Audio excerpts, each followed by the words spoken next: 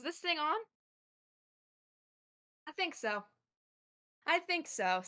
Hi, good evening, Worlds Collide. I'm Nay.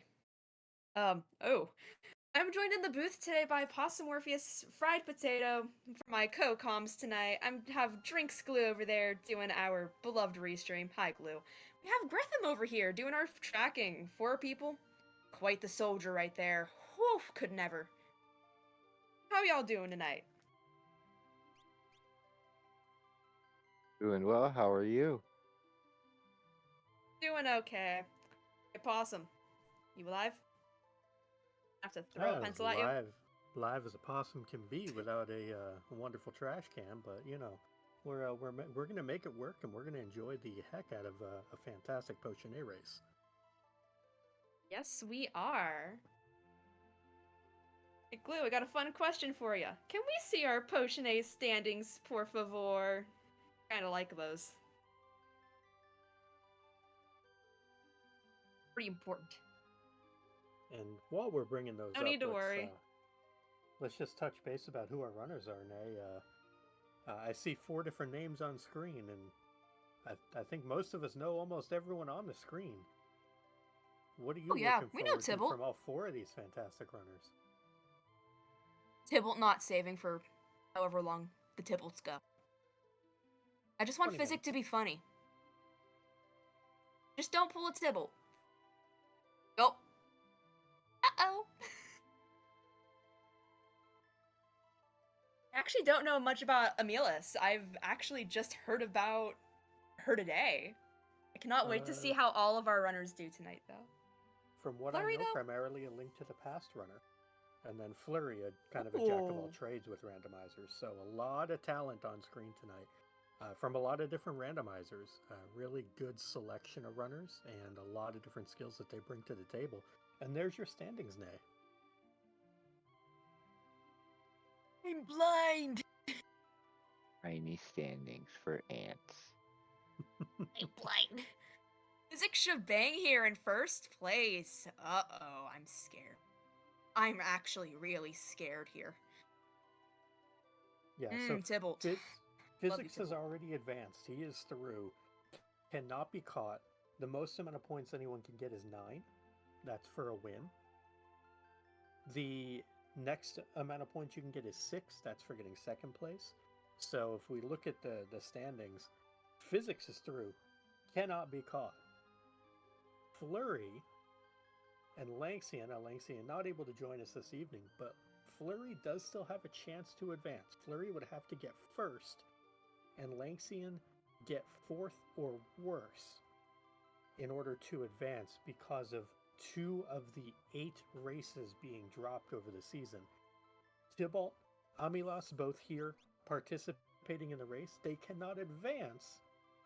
However, they can still play spoiler. They can still put on a heck of a show, and we know they're going to do just that. Oh yeah, we know Tybalt. We love Tybalt. Tybalt's phenomenal. Everybody's always looking to put up their own personal best times each week as well. I've found so their own performance, notwithstanding their overall group performance, is still something very much to be looked into and proud of when you get those times that you're looking for. I've seen some real scary times through UL. I unfortunately did have to drop out due to some stuff happening in life, but can tell you I will be doing UL and practicing Worlds Collide more. I can't wait to see how our runners do tonight. Just look at them all. Look how happy they all seem, sitting on their loading screens, waiting for us to tell them it's time to begin. Who do you think the starting characters are going to be tonight, y'all? Uh, I want Umaro, Gogo, and Runic Cyan. That is what I want. Oh my Because god. I'm not running the race. Yeah, we're That's not fair. running the race, we're commentating the race. So since we're commentating the race, we can wish the worst upon them. But no, realistically, you want to see some power. You want to see the runners have Oh, some semblance of action that they can take that is not just Garbaggio. And we see Sword Tech, which now you want to see a Cyan show up. and we see a Yeti. Yeti is really nice early on to help carry, and then Morph Celis. I mean, Morph is cool in about an hour or in a pinch. Celis is overall a very good character, but that ability leaves a little Yeah, to be she. desired, in my Mhm. opinion. Yeah, if she had natty magic, like nice natty magic, or we just found something good for her, like maybe just a magic Esper, something really good for her to stick on her, make her powerful. Thing is, Celis is overall good because she has a really good equip pool, I'd say. Just like, look at her. Look at her. She can wield one of the strongest weapons in the game. She can wield Atma weapon. She can wield Illumina, Ragnarok. She is stacked. Just look at her. And Well, expect that from that girl. yeah, speaking of Ragnaroks, if we saw on Flurry's screen, he went to do a little shopping in South Figaro, and oh, by the way, there are Ragnarok for sale. That's really cool for our runners because that means they won't have to go hunt their big shiny sticks.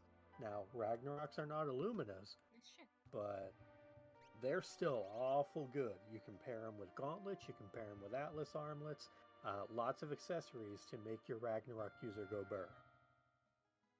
Definitely, Yes, they can enable indeed. getting Ragnarok is a those cool stick. bigger sticks faster too throughout the seed, getting one early. Big stick mean more big stick. We have an Unga Bunga, we have a big stick, and we have a dream. I do have a dream.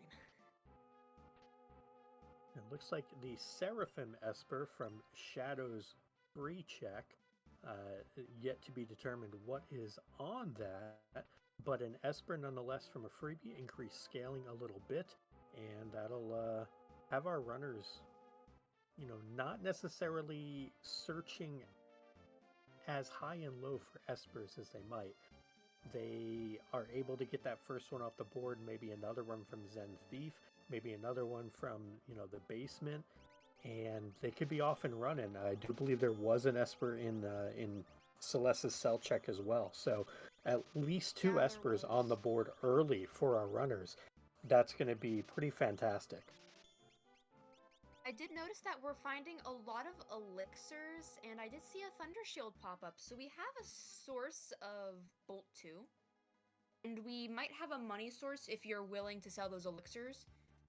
Personally, I tend to sell them early on, just in case I need the money for something. Like if I really wanted that Ragnarok.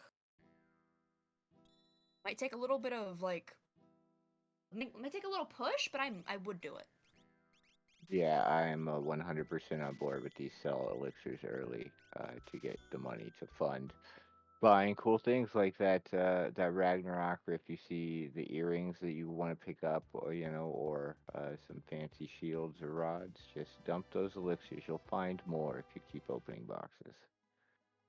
Yeah, Yeah, and judging by this seed so far, I've seen a lot. I've seen a good few elixirs so far, at least 3 or 4.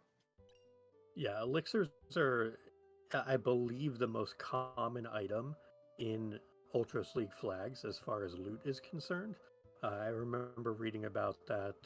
I want to say from Schwantz or somebody, it might have been, where elixirs are very, very common to find. So while it is a good source of money, a good source of healing, it's just overall a good thing to find, and they will usually be pretty abundant as well. So Elixir is pretty versatile for our runners to be able to decide if they want to leverage them for shopping or for healing or for both. Yes, indeed. Depending on how many I have, I might not sell them all. Like, if I had at least 3 or 4, I'd sell maybe, 1 or 2 of them. And it was in a pinch. Yeah, it's good to weigh what other things you have to sell, what your plan is. Like if you want to go to the Coliseum, you might sell, all but one of your elixirs to fund any purchases so that you can keep all the spare items you have. But if you're not going there, you might be dumping all the random items. You'd be surprised what weird things sell for lots of money that you pick up. So Mm-hmm. Yeah, And things that's like what I Nutkin love. I love suits how some selling things for sell like for a lot. 17K. Sheesh. But we're seeing Tybalt here. Does Tybalt do what I think he's doing? Yep. Good job, Tybalt. I knew it. I didn't see who could equip Tybalt it see that they shiny, have. Tybalt get shiny. Yeti and Celeste Mm, can Nice, equip. that's perfect. One person early, and then if you want to transition to not Yeti later, you still have somebody that can use it that you know of for sure. I like that a lot. yeah, I feel like putting it on Yeti gives him that little boost he needs, that little bit of power so his Unga Bunga really goes Unga Bunga. Yeah, I'm seeing 4 elixirs down there for Flurry, so I'm assuming everybody else has found at least 4. If they've done that all the looting that all the others have. And Tybalt's finding more elixirs. And an Excal. The one thing about this start I don't like Stat is stick? where are you going to get your next character from? You know, there's not a lot of great, quick sort of like checks to span out from other than Magitech Factory, which is a definite commitment, and floating continent, which is also a big commitment, especially early. I think in this seed, there would be two directions that I would look to go personally. Uh, One of them I like a lot better than the other, and that's because I am not an Opera House fan. You can at me all you want. Uh, but the way that I would look to handle this would be to take some grind fights, get up to maybe level 10, 12, somewhere in there, maybe a little more based on scaling, since we are seeing a couple freebie check espers come in, and then just launch right up Floating Continent. You have a Yeti with a snow muffler. Very few things are going to kill the Yeti. You might only have the Yeti live through Floating Continent 1 and 2, as far as the bosses are concerned. Uh, but you're going to get levels in general. You're going to get progression. Floating Continent gives you 2 guaranteed points of progression, which makes it the best possible check for characters. I would love to see someone run and gun Floating Continent after a couple random encounters, or even after doing excuse me, not the auction house, the opera house, uh, and just go through that way with it as well. You want those early levels, and levels are king in Worlds Collide. So I would love to see someone really leverage one or both of those checks very early on. I'm I personally in was the Opera House first. genuinely, yeah. I was genuinely thinking, like, if I were in this situation, I would take the floating continent dive just because I have the power. I have some power. I want to utilize said power. Especially if I had that Ragnarok and or that Excal. More specifically Ragnarok and Excal, because can Celos wield Excalibur if we put Rag on Yeti? Yes, I would honestly look to flip it the other way. I would want Hmm. Ragnarok on Celeste and Excalibur on Umaro, just because you're getting more value out of what Celeste can do with it, with the auto crits and getting the procs and all that. Her magic stat is probably better than Yeti's, so it's just a matter of maximizing what we have. Also, I believe Tritok is a Mag POW, as well as having Mm-hmm. at least Ice 3 on it. That looked like a very spicy Esper on that Tritok that Physics was Magpow able to show 2. us. Oh, And very Physics nice. going to my favorite grind spot in the game. So, well played to him. This spot is really nice for grinding because it puts 3 planes of enemies into play at once. So you have the Figaro Cave batch of enemies, you have the enemies on the grass outside, and then you have the desert only about 5 or 6 steps to the north, giving you 3 different sets of 3 to 4 enemies to find, 10 or 12 total different encounters and find one you like. So it also gives you a healing spring inside the cave here. So really big fan of using this as a grind spot. Deep eyes are a little annoying, but there's 6 of them, and that's gonna be really good XP, honestly. Yeah, even This guy's a suboptimal search for XP Tybalt. times 6 will probably get you there. Oh, is that? I Well, thought Tybalt's getting Tybalt his fight in. somehow already was on his way to the floating continent, but being searched for makes a lot more sense. At least it's just, an Ultros. The problem is this is thick And Ultros, Ultros. isn't it? Oh, yeah, It this is very Thick much Tros. He is. actually moved up a little bit. Just a little bit. He's not Scooched super forward. He scary, but wants to. he is a Yeah. very chunky boy. That is going to take a little bit of time, but Yeah, and Tibalt yeeted a Thunder Shield, which is a bit spooky, Mm-hmm. uh, but, means to an end. If he hasn't saved, for example, uh, this Mm-hmm. is something that, you got to do what you got to do to get through the fight. You don't want to lose 10 minutes of time. We also saw a Flurry pull up a Latimeria and No Rabbit fight. The Latimeria you do not want to leave alone. If it is left alone, it can cast Magnitude 8, which I promise you will wipe out this party, and will continue to wipe out this party for about the next 10 levels. Nearly 2,000 XP and also 15 magic points for physics shebang there.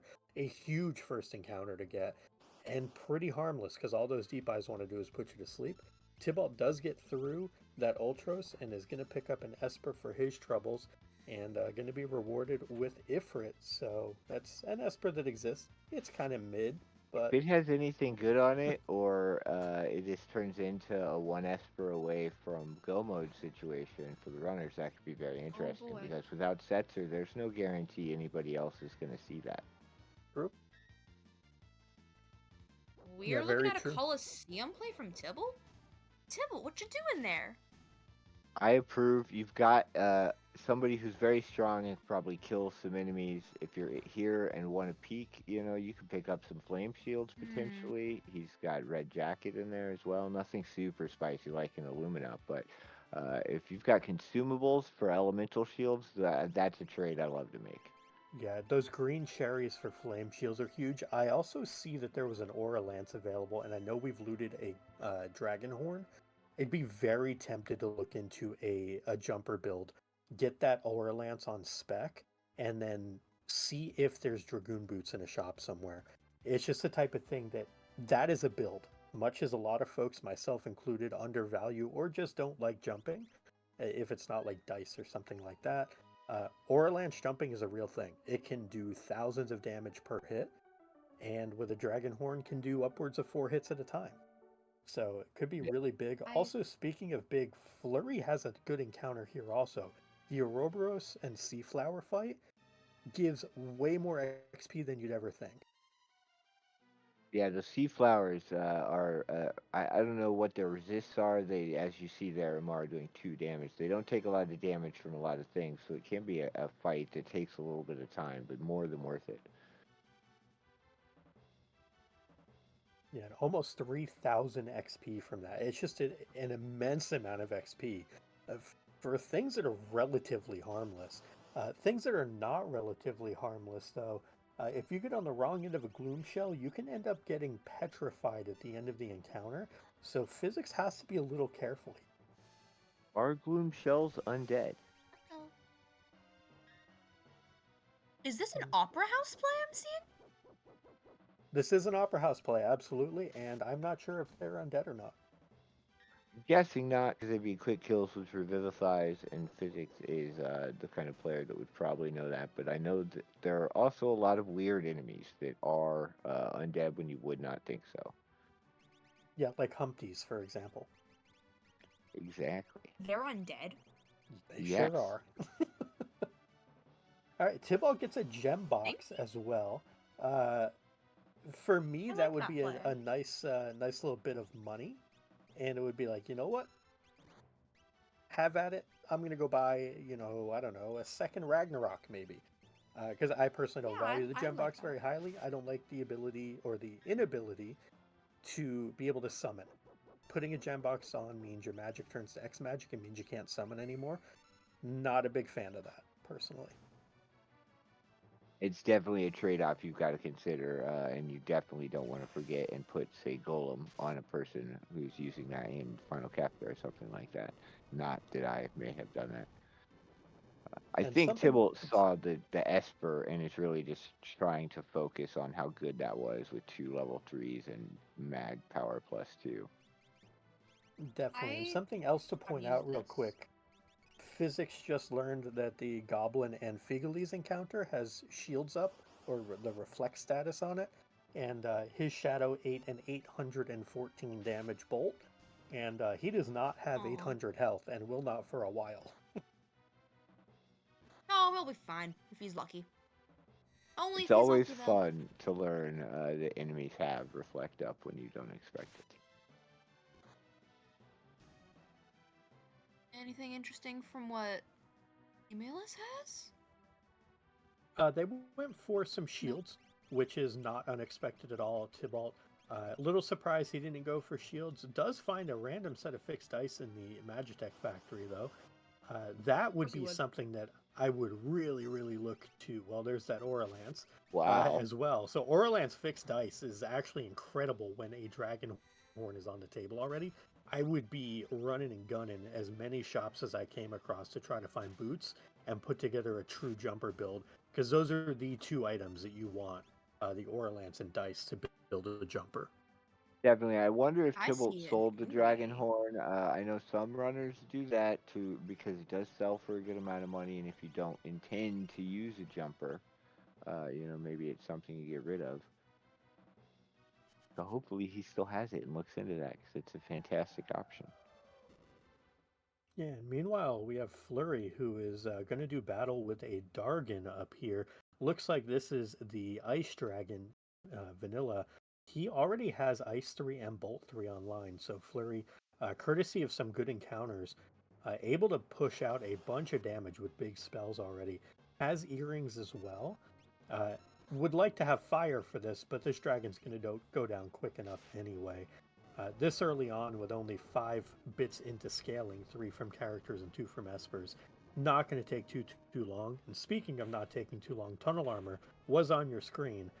There was a proc from Celestis Ragnarok, and there is no longer a Tunnel Armor on your screen. Gotta love Tunnel Armor. Maybe one of Hey, the Possum, what's a the tunnel armor? easiest bosses. What's a tunnel armor? I don't know what that is. I really don't. It's the baby form of a Prometheus. Ooh, Yeah, this is true. Prometheus much scarier sure. than the Tunnel Armor.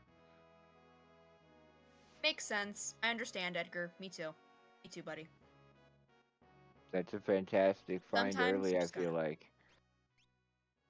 His runic. Actually, the Tunnel Armor and also his number 128 are both phenomenal finds. Number 128 is super low HP, so it's really nice to just not have to worry about this boss. And Tybalt also has some dice that can go on Shadow that we see. So Shadow has dice, Celeste has a Ragnarok. We have Yeti doing Yeti things and Unga Bunging and making Yeti noises. So pretty decent setup for Tybalt. And we see for Flurry a Barbie Marshall fight. This is actually perfectly fine. The Barbies are a little annoying, but it's much nicer than finding, let's say, Ogres coming with this pack. I'm a Barbie girl in a Barbie world. I Physics can't sing it going on key. floating continent right away, not even checking the Edgar check first. Sometimes Uh, you just want to go big or go home. Go big or go home. I I mean, I would check a free Edgar check, but I like it. this is Risk. a stay ahead of scaling play. He's done Opera House and now he's doing Floating Continent. This is all of the random encounters to stay ahead. And it makes sense because if you know Ragnaroks are for sale, what is the one thing you want with a physical party? Levels. And that's exactly what this play is going to get physics the most of the quickest. Tybalt also making the choice doing Magitech Factory. That's another play that gets you levels fast. So I'm liking that our runners are opting to try to get ahead of scaling and to try to get as many levels as they possibly can. I am a little worried for Amules here. This ghost train is popping off a bit, and that acid rain not doing any favors does go down to the ghost train. That is a little unfortunate. Speaking of unfortunate, Chatternook for Tybalt, gross. Early Chatternook, ew. Ew. Late Chatternook, Ew. ew. Like, yeah, all Oh, the time, Chatternook is ew. ew in general. Ew.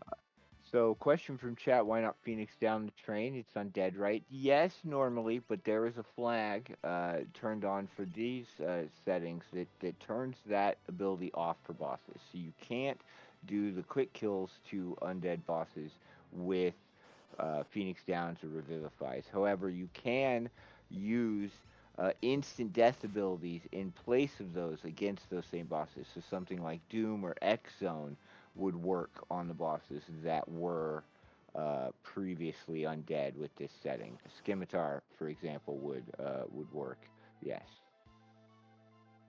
And And leader was confirm the that in Moogle first. Cup. Fine. In Moogle Cup, you can do that. You can use Revivifies, Phoenix Downs, life spells. It works in those flag sets, but since this is a more difficult flag set, designed for pretty much everybody on every single skill level, it's just removed. Oh, hi, puppy. Anyway, go ahead, Boss. I'm very sorry. Oh no, you're fine. Leader was boss number 1 for Floating Continent. Boss number 2 is Atma. Neither one going to put up much of a fight. Uh, you will get a black belt from Leader. Little bit of XP, no magic. But Atma will give you a lot of XP, a lot of magic points. Really a nice fight to find because it's not particularly harmful this early either. Flurry, meanwhile, has completed the Umaro loop and was rewarded by having to only fight a Welk. So realistically, outside of Chatternook, we still have a lot of nasties on the table. No statues have been seen, no Magi Master, no Guardian, no Inferno. A lot of your nasty bosses are still out there. So a little bit spooked for our runners, Doomgaze as well. Uh, Probably the 6 worst things out there still on the table. So could shape up to be a bit of a spicy endgame here, just kind of forecasting towards the statue spots and the guardian spot. You want to see at least some of those show up at some point. Atma being the most rewarding thing, Chatternook being the most difficult thing at the moment. You really want to see something show up, a poltergeist, a goddess, fairly soon, so you know at least that's not going to be something you have to solo later on when your scaling is 20 checks deep. I'd prefer just to see them never, including at the statue spots. Fingers crossed. My wife isn't that bad. She's not that scary. She is. With the right equipment, you can get through her no problem. But with the wrong equipment, she can be an absolute nightmare. And Oh, she can be. I know. earlier we were talking a little bit about, Yeti probably gets through most things by himself, right? If we were to go up to like Floating Continent and be like, well, I don't know, he's got a snow muffler, he's a Yeti, he'll unga bunga, it'll be fine. That was Tybalt's life for the last 5 minutes, basically, was Yeti versus Chatternook, and the Yeti did come out ahead. So kudos to Tybalt for getting through that, because that is not a fun fight. And yeah, one encounter, one boss was able to get through. Amulus is taking on number 128, having a little bit of a rough time here, and looks like they are on their way towards finding Chatternook as well, but without the levels from the random encounters that Tybalt has. And that's going to make that fight even scarier for Amulus than it was for Tybalt. And it was pretty darn spooky for Tybalt. You never really want to About be in a that situation Guardian. where it's just tomorrow. Yeah, that can be really ugly, especially with the fact that they didn't level. That is a little, I'll be honest, that is a little worrisome. Yeah, what is I not do worrisome have a is that worry. Guardian. Now, with Bolt Bye. 3 already What Guardian? online, Guardian is one of the least scary end game sort of bosses they could run into right now. But to your point, you're seeing a lot of early and not the bosses that are going to be a problem kind of no matter where you run. So we really could end up with some very spicy statues. Yeah, we got an I'm a little Atma worried about weapon that. from Chatternook on Tybalt's side, and we got a Dragon Horn on Physics side. So we're seeing a good variety of gear show up. Floating Continent, though, was Esper, a Zonk, and really you're looking for a character, if possible, to come from this third Floating Continent check on Physics side. I'd want Terra. I personally want a Terra, so I can dive Sealed Cave, check that, Just do a bunch of Terra's checks. I'm just a big fan of Terra in general, but Terra would be a nice character to get. Or a Locke. For the multiple checks he has. I think anyone with Magitech or Throw would be incredibly good for this team because you have the Celeste and that would give you impetus to complete Magitech Factory. Or Throw just because you're already way ahead of scaling, you're going to have good levels. And especially if you have a stack of even Shurikens or Ninja Stars, Tac Stars, any of those, you're going to be in a really good place. Also worth noting, the Esper that was picked up, I believe, from Floating Continent has Quick on it. And Quick is a pretty dang good spell. Potato, I know you're a fan of it, as am I. What's your thoughts on the Quick spell, and maybe explaining a little of it to our friends in chat? It's probably the most overpowered spell you can have access to, as long as you have something to combine it with, either somebody that can swing or cast a spell for big damage. It effectively allows you two actions, and it locks the enemy out of ATB while it's in use. So you can use it to cast two ultimas, to swing 16 times if you've got, I guess, less than that because you have to cast quick. But yeah, you can combine it with a lot of damage sources. It makes getting through tier 3 a breeze without risking it going into medio typically. Fantastic just for a lot of things. You can avoid counters, which is, in this game especially, just incredibly, incredibly useful. I personally like doing it on Kefka and letting him eat some fixed dice. A lot of fixed dice. Yeah, take Or let him eat 2 turns. luminous. Do everything you want to do again, to whatever boss it is, and depending on the order you do it in, you can even avoid counters against Kefka or other bosses, which can just save time and health and everything else. Yay! It's Yeah. a lore lock with 25 magic. Yay! Guys, Good we can finish checks, the seed now, but look. Oh, and they're bad lores on top of it. That's a very replaceable lock. That's Oh yeah, it is. ew. that is So now you sad have though when you're Yeti. already looking with Yeti. Yeah. Yeah, you have Yeti and Lock now they're going to replace. So Lock may just stay by default. And that particular lock, that hurts. Because, I mean, I guess you can go buy a Ragnarok and that's fine. Maybe you keep Yeti and let him use a Ragnarok too, and you just have the Ragnar Bros and Celeste hanging out. But it's just a situation where that lock leaves a lot to be desired. His vigor was not particularly high either. I want to say it was like mid 30s, mid to low 30s. So pretty underwhelming lock there for our party. Tybalt going to be on his way to do the Yeti checks. Physics has completed Floating Continent, our first runner to do so. Is also down to like 4 sleeping bags. That's something worth keeping a note on. Flurry going to be completing Floating Continent soon, and Amulas does get through number 128 and is about to be greeted by Chatternook. And I am a little concerned for Amulas here because that fight is not fun. It's a really ugly fight. I'm also very reasonably worried because when I fight Chatternook myself, I'm terrified. I hate fighting Chatternook.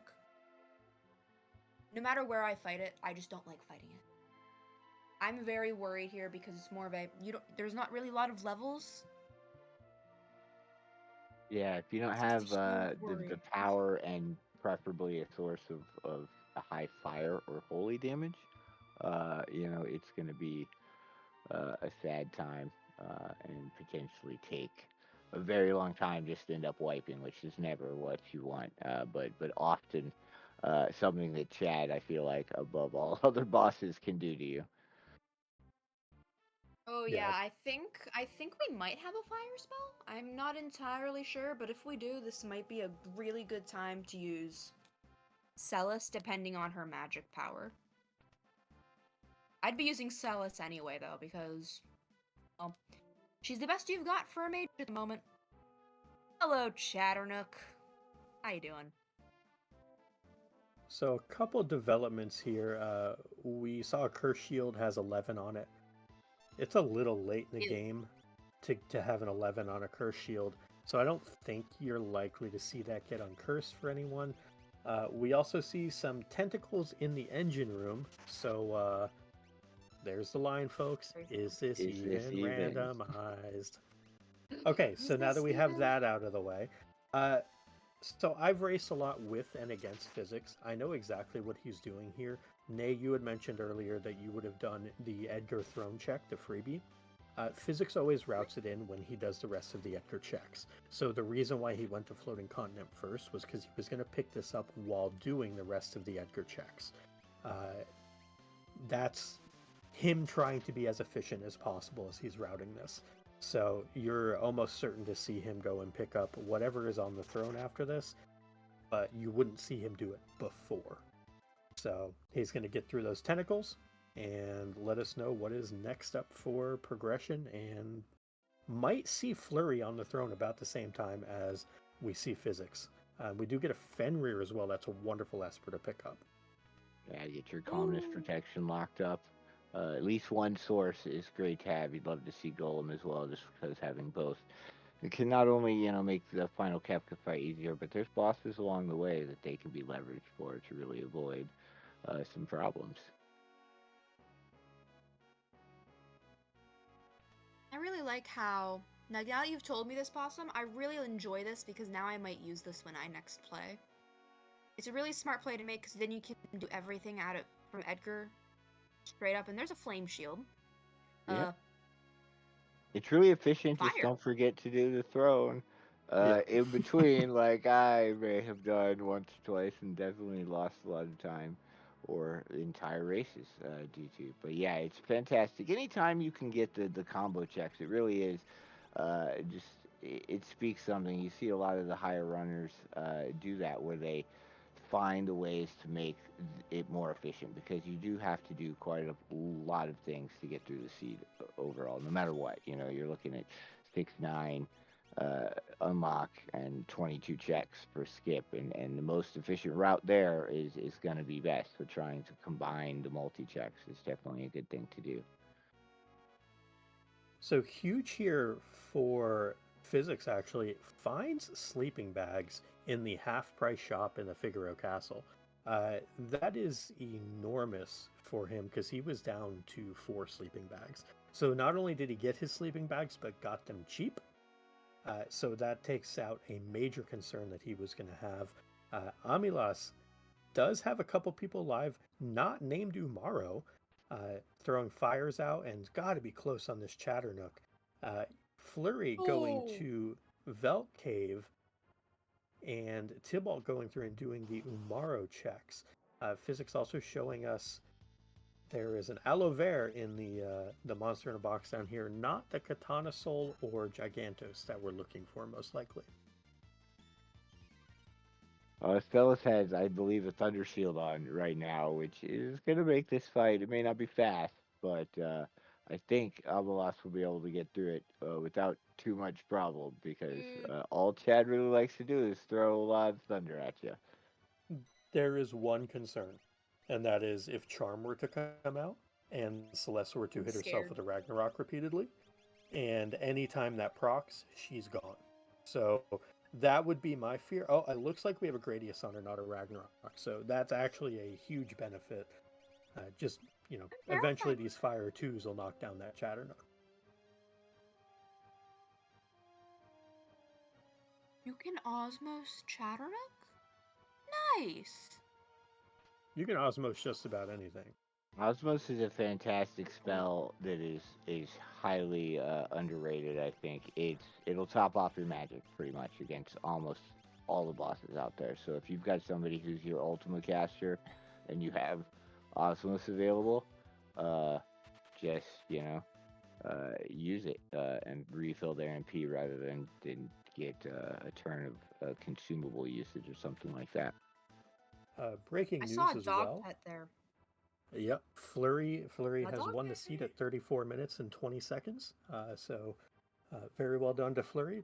First one to pet a dog. So he's the winner in chat's heart anyway. I know that, and in Nate's heart as well. I love the puppies. Pet. So now we have to make the pseudo objective of pet all puppies because it's very important. You have to pet my puppies too. My puppies are 2 Atmas. Have fun With Yeah, the petting. we've seen. objective system, I hope they build that into the game somehow. They've added some really neat objectives that are optional that you can do or set up for your seeds to have fun rewards. And I would love to see a pet all the dogs one. We have seen Puppy both Atma percent. and Atma weapon as well already this season. So they are both out You've there, seen my and puppies. they will both be pet. And Amilas does Not get my through puppy. Chatternook, the power of Celeste and a Thunder Shield and some fire too. So a well-earned victory there. Amilas, please save as soon as you get to a save point, because I do not want you to Please have to do do so. that fight again. I'll cry on stream if they don't save.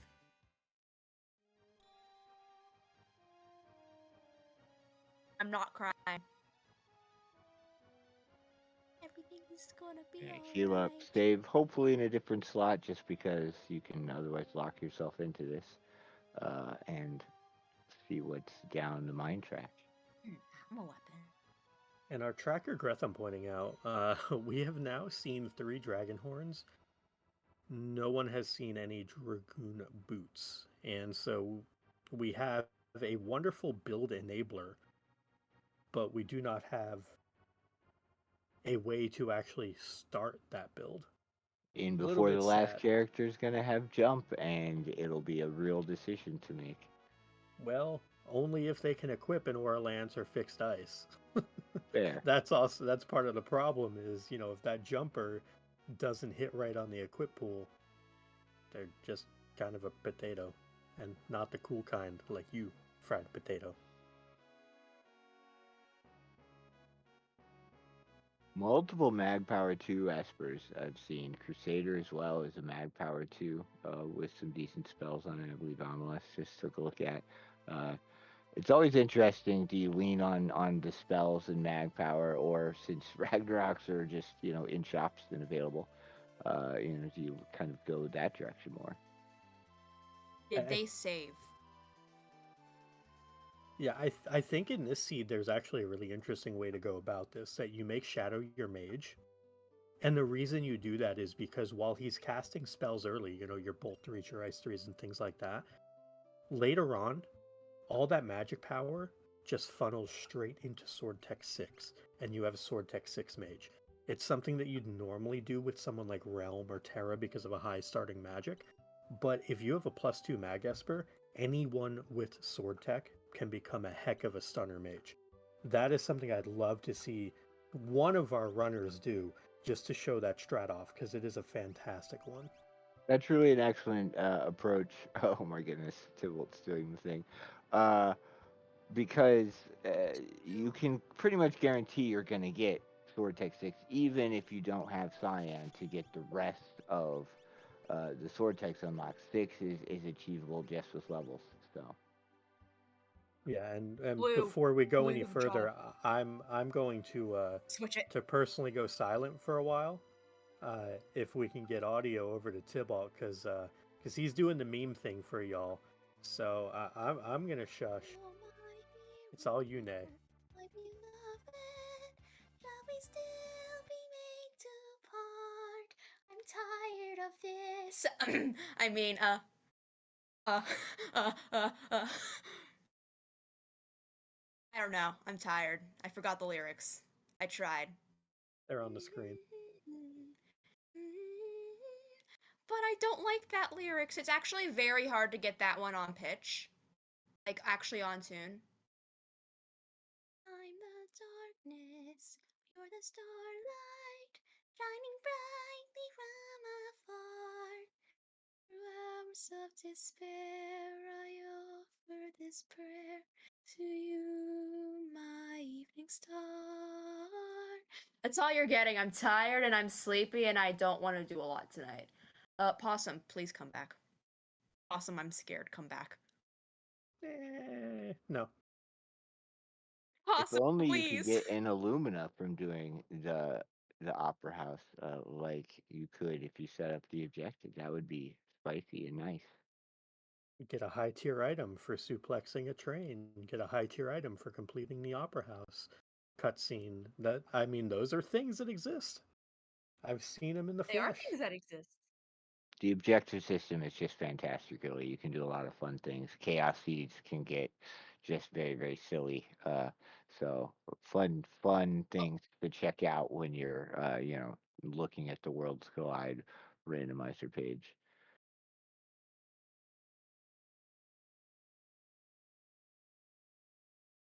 Um, So we do. my brain remembers. Oh no.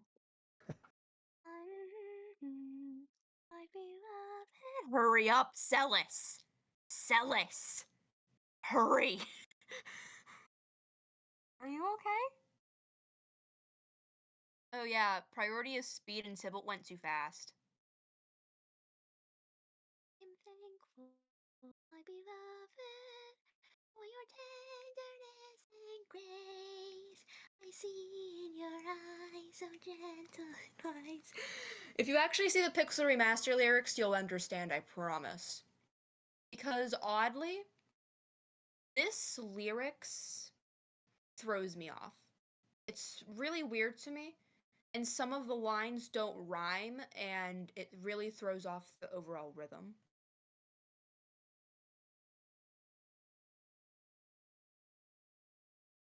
Okay, that's actually a really good ending. Not. I don't think I realized quite how long the Opera House scene was. I thought it was a little shorter than this.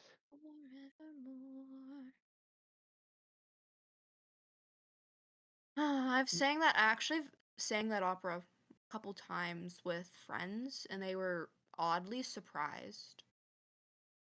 Actually, a really good opera. You should totally listen to more of it.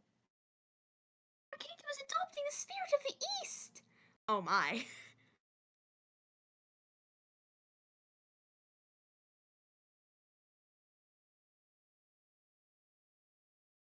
Dargan? Dargan! Well done. Very well done indeed. Good job, Tybalt. Proud of you. We're gonna have a talk after stream.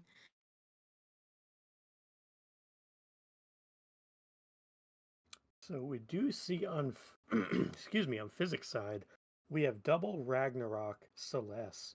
So at some point or somewhere he found a Genji glove. I missed where that was, but two Ragnaroks is fantastic. This seed is a little bit interesting though. Fanatics Tower, excuse me, Fanatics Tower, Floating Continent has no character.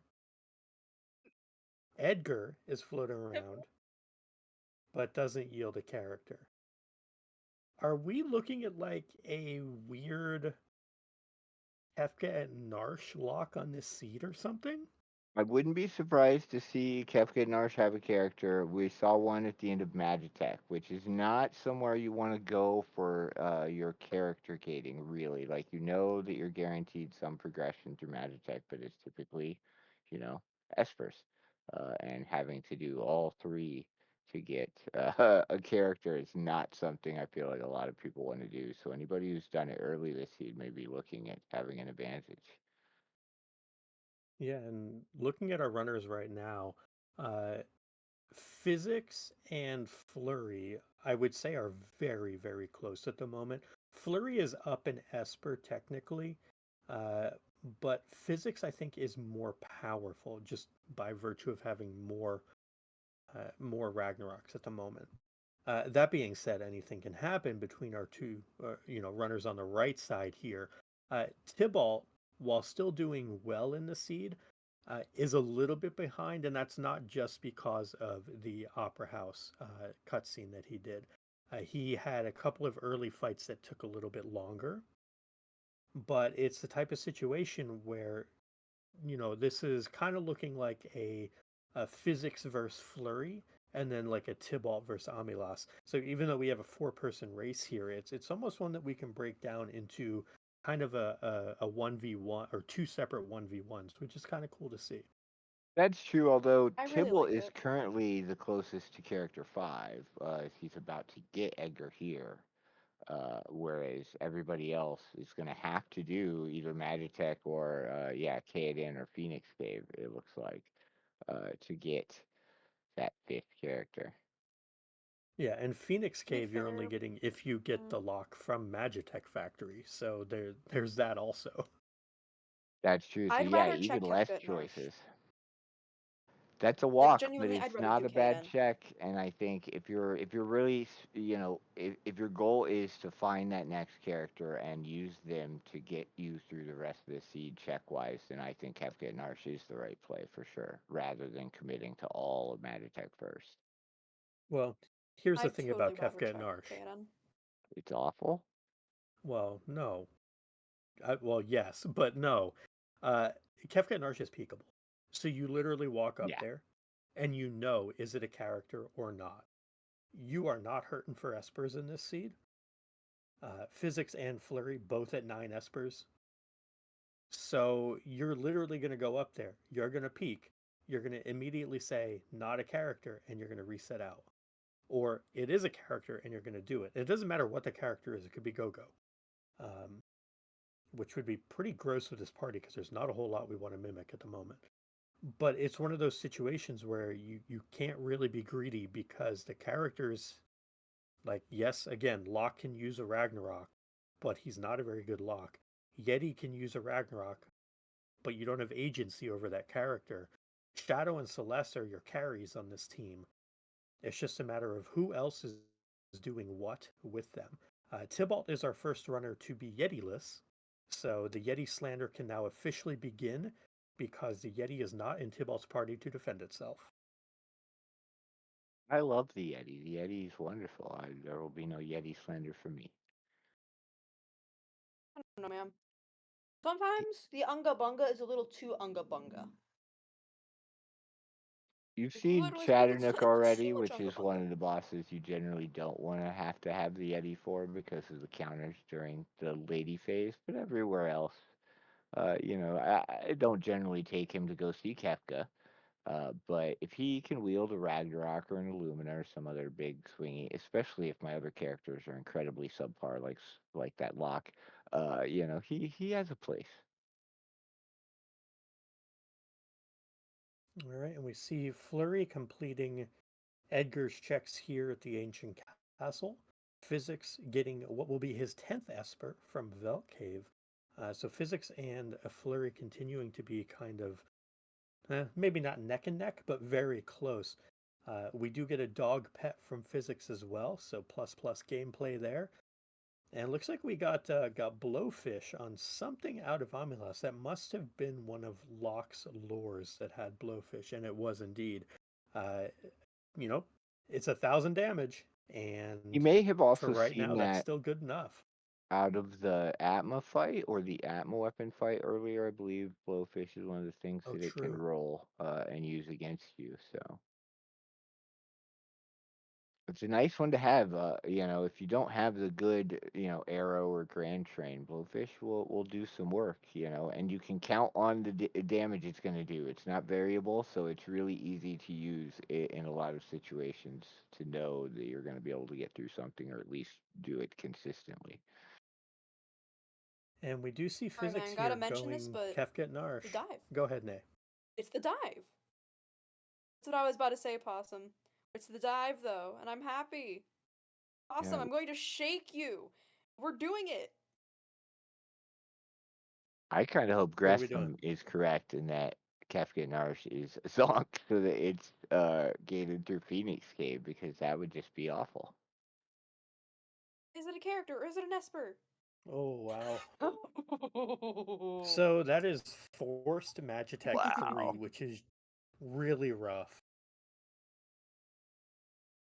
Did everybody do Magitech Factory? No. Oh No, only no. Tybalt so far has done Magitech Factory. And Amulas. The Yeah, left because it's side of your north. screen has Oh, done that's true. Magitech, the Yeah, right left side side. has not. So the right side has done Floating Continent. So we basically got a kind of a tale of two seeds within a seed, if you will. And this so often happens, and it's pretty cool when it does. Until you end up in a complete bottleneck situation like this, where you just don't have a choice. That you know we know where progression is. It's just a matter of right? Who's it going to And be? that's an And who especially can get through feels it bad quicker? situation if you or if somebody else stumbled into that very early somehow. In this case, I don't think any of the four are going to be that much further behind the other in discovering on their own path that that is the case and that that is what they have to do. So they'll all be pretty far deep into their own checks, so it'll be interesting.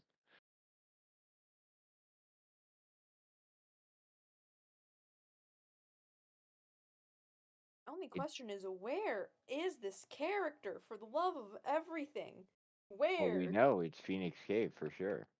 Now is Yeah. the next available character in the seed, and we'll have to have you know some checks available for more, but that'll be six, and that'll be enough for Tybalt and Amilas when they get there.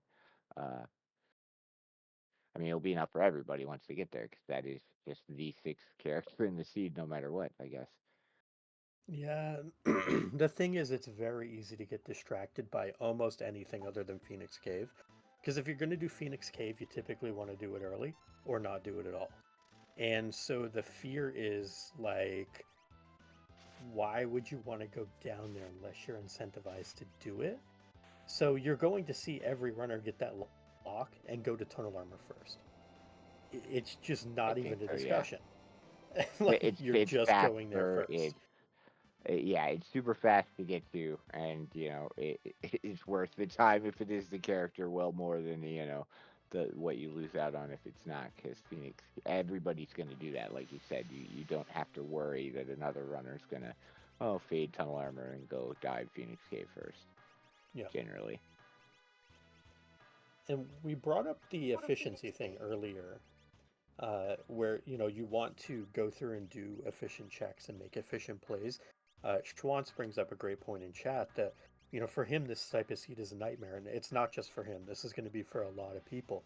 That you want to do Magitech 1 and 2 for Espers. You don't want to have to do the third check in Magitech unless you have an actual Magitech user.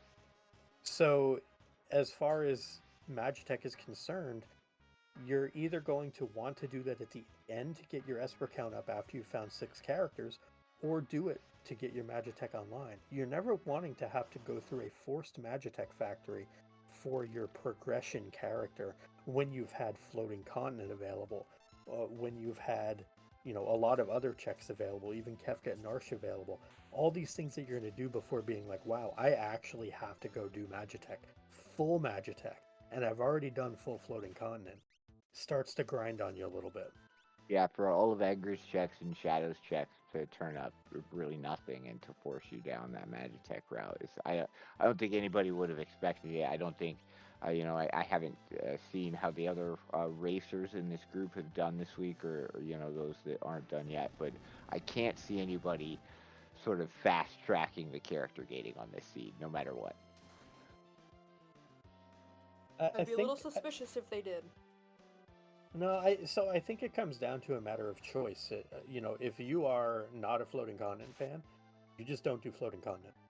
Uh, and if you go Magitech Factory as a result, you're skipping all of floating continent, which for 2 Espers and a dead check, floating continent's about 10 minutes of time. It's not worth the time.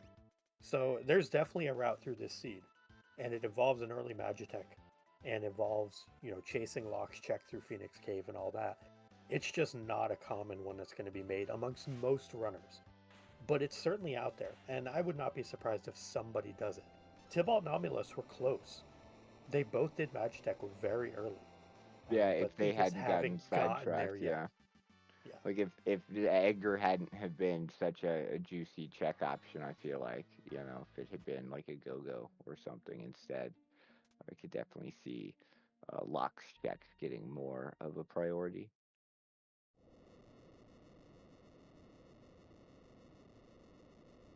But everything being gated behind, well, progression being behind Phoenix Cave is very interesting.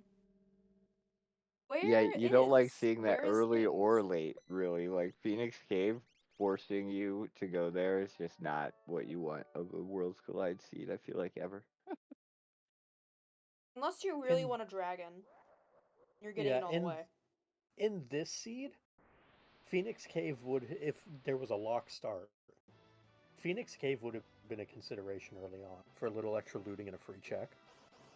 But yeah, that's a rough one. And, we're going to see Physics and Flurry have to make that difficult decision of where do they go and how do they get there. And, I assume that we're going to see both of them end up in South Figaro Cave before they end up in Phoenix Cave. There will be lots of spelunking for our runners. It's just a matter of who spelunks correctly. Awesome. What did you roll? I didn't roll this. This is Double Down. Are you Double sure? Down, yeah. This is the Yeah. weekly. This is This is when Double they all Down? get rolled for Ultros Double League in Down. the week. Yeah, I thought about blaming Possum earlier as well, but then I remembered that it was the Ultros League weekly seeds and not one that he had just rolled for them. So My more hands are than just clean. these Double 4 Down, if people you are get in to deal chat. with this trolley seed this week. So Tybalt, not Tybalt. Hey, Double Down, if you are in this chat, why? Why? Just why? I mean, Fun you to have to look commentate, at it. but why are you doing this to our runners? You got to look at I'm it joking. Torture them. as just a probability thing. That there's 6 tonic divisions, 4 potion, 3 elixir, and a mega elixir. That's 14 different races that Double Down rolls every week. There's going to be some troll ones like this, and there's going to be some ones that are super clean. That's just the nature of randomization. So I bet the this bot isn't really even the controls worst it one all. this week. No, there's It's always like trying to make something that cookies. feels worse. It's like trying to make a batch of 14 cookies, and a couple of them just come out burnt. And yet some of them come out pristine, That is a beautiful, really good gorgeous. analogy, actually. It is like a bunch of cookies being baked, and some of them are just right, and some are fine, they're cookies, whatever. And then there's a couple that just are not good at all. I just thought of that, just so you know. And Seedbot, And I mean it just. can't do all of it. It can't roll them all perfect. It's got to do so many at once. One or two are bound to overcook or undercook by a noticeable amount. And it Would looks you say like this one is Physics. overcooked or undercooked? I would say over. There he is. Physics got the lock. Yeah, Physics also forgot to put a Moogle charm on, but does say goodbye to the Yeti. So decides I would like agency over my characters. And plus, the benefit of having 4 characters up until the 58-minute mark of a seed, which, by the way, are words you never want to say when you're running a Worlds Collide seed, the benefit of that is Locke is coming in at full levels. So, yeah. Yeah, it's definitely nice. You don't the decision of do I take them in? Oh, they're not quite as strong as the people I've invested in isn't something that you really have to worry about so much, right? Outside of stats from Esper growth, the levels are going to be pretty good, and because you've been rocking a Yeti, yeah, it can be an easier decision. Yeah, and here goes 2 things that we kind of predicted might happen. One is Tybalt is looking for character progression and has decided, well, floating continent, that's got 2 guaranteed progression checks. Yeah, I made that decision in a run recently, a couple weeks ago, and it was not the right call. You'd think 2 points of progression. Surely there will be a character. Surely. Yeah, and Physics is outside of the South Figaro cave, so that is also very expected. I would expect Flurry to be following in his footsteps. We do have Amulas, though, who has 4 characters at the moment, is in Phoenix Cave. We know this is the right answer to get the next character. Now, the thing with Amulas is they do not have Edgar yet. I believe our only person on Restream who does not have the Edgar. But the next character through this progression point will also have guaranteed characters behind it. So may not lose out on anything at all because the Edgar stuff was kind of all a giant trap. Yeah, the Edgar stuff didn't give a lot of value, and you had to do Opera House, which is not a particularly quick check to get him. So yeah, if this turns out to be like a Terra or somebody else with a quick second character available or next character available, yeah, Gretham could or Amalas could hit 6 characters before potentially anybody else even. I think Probably Gretham's already hit Strago. about 20 characters. Yeah, Gretham has clicked plenty of characters in Espers. There's more characters in Espers than needed to get to Final Kafka for this seed. Yeah, Gretham's got that double skip going on where you go straight to the tiers, no statues, no guardian fight. That would be fantastic. I hope this is like Go-Go or actually I don't want this to be Go-Go. I want this to be like Strago or something. I requested Strago with Throw, so we'll see. Give us All right, something Physics funny, Seed. on his way to what we know will get him his 6th character. As far as check counts are concerned, I have no idea where people are at for check counts. I haven't seen Skip come up on anyone's screen for checks, but I believe Physics has Skip via Espers. So once he gets that 6th character, I think he's going to be running and gunning. Where I think on Flurry's side, he may have He's one away. reset out of something that would have had an Esper and not a character that Physics completed. Either that or has just not yet completed South Figaro Cave. I'm not exactly certain, but Flurry did take a stop and get an extra Ragnarok, and now is going to South Figaro Cave. So he will also get skipped by virtue of Esper count, which is also something you generally don't want to have happen in a Worlds Collide seed. No, with it being 9, and or 12 and 9 is the unlock. Yeah, you hopefully haven't found 3, extra espers along the way. Really, in most situations, 22 checks is often hit before that would be gotten. The dragon We fight's found making quite us a lot in wait. this seed. Yeah, and on Okay. Amilas' side, though, the dragon makes a lot of sense. Definitely, you want Levels to are take it still if you needed. can while you're here for sure. Yeah. You need levels and you need some extra power. Depending on the situation for Physics and Flurry with who has learned quick or who has not, you may see the dragon get taken for them as well as a quick way to learn quick. That would be something that would be worth considering if you're just going to be skipping right after. It's a little splash of XP at the end, maybe quick on one extra person, which could be huge. Having quick on 2 people versus 1 can be a really big deal for Final Kefka in particular.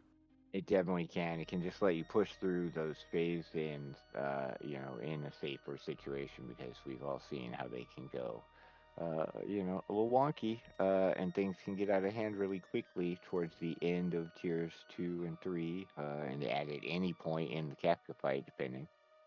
Man, looks like Physics says, dragons? I don't need no stinking dragons. Oh, get me the Figure Bros. Sabin has been acquired. I can't imagine we're going to see much else from Physics here other than a quick trip up to Kefka's tower after this. Is he even going to peek? No. Sabin has abilities, and we don't know what those abilities are, but he has them. Probably. Yeah, We we may might find never out see them. from Amalus actually. I think they'll take. I think they'll take That's them true. They're still because I rocking saw the that dragon had Amaro. a snow muffler. Ultima and a magic plus Way 1 Esper.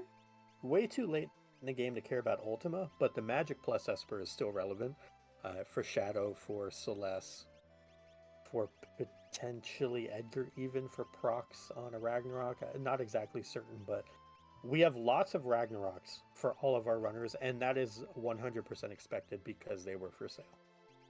We could go get more if we need them still. Just got to sell some stuff. These espers And are really good overall. Very rarely do I see so many mag power plus with decent spells on them. I feel like they've gotten some nice ones. No strength plus, which would be good with the Ragnaroks that you're rocking, but you can't be sad about having the ability to make even your midland characters be able to do decent damage.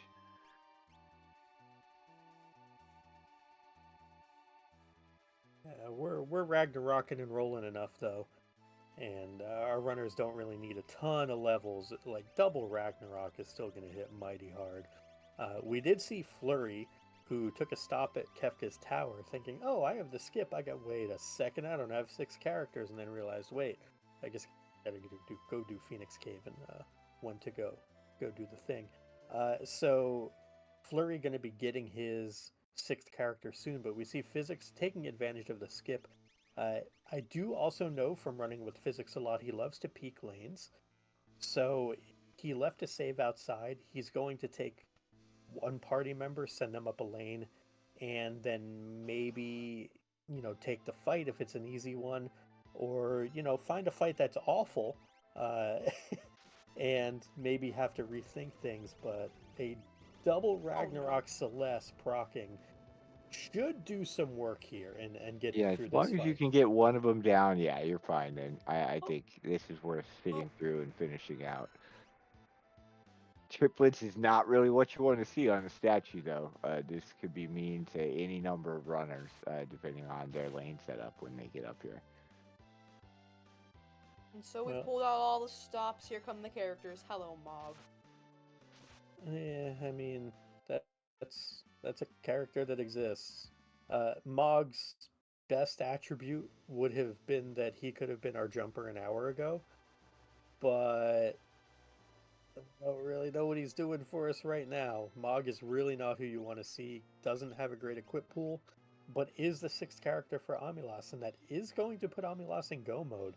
So Physics going to be in go mode first, obviously, is already at the statues. Amilas also finding Gigantos, which is pretty huge. That's a ton of XP that's going to go towards Amilas's account here, and that's only going to help them. Doomgaze in Kefka's Tower. This is one of the things we kind of talked about earlier, that we hadn't seen a lot of the nasties, and well, we got the triplets and we got Doomgaze so far. Not ideal. Yeah, that is Where's my not wife? fantastic. What do we got? The So web says, "Where's my right wife?" side then, so we still have 2 spots down the mid. Yes, left side is triplets, right side is Doomgaze. Uh, Wah, wah. and the Oops. Doom lands, and that's a reset for Physics. So Flurry looks like he is sending going to be sending everyone up to do statues real quick. I think Physics may have reset completely out of the statues there. Might be wanting to do some retooling and have maybe 2 people taking on the Doom Oh, okay. Gaze. That's an interesting way to approach that. If you feel confident, like don't save after the one statue to check the other, because then if you do need to shuffle around, it's that much easier to do it. You know you can handle a loss on one side, and so you're just figuring out the other one. I like it. Yeah, and he's doing the level shuffle specifically because he has to play around the knowledge of the Doom Gaze. It's a pretty conservative play, I would say, but at the same time, it's the type of play that can get you into the clubhouse with a finishing time.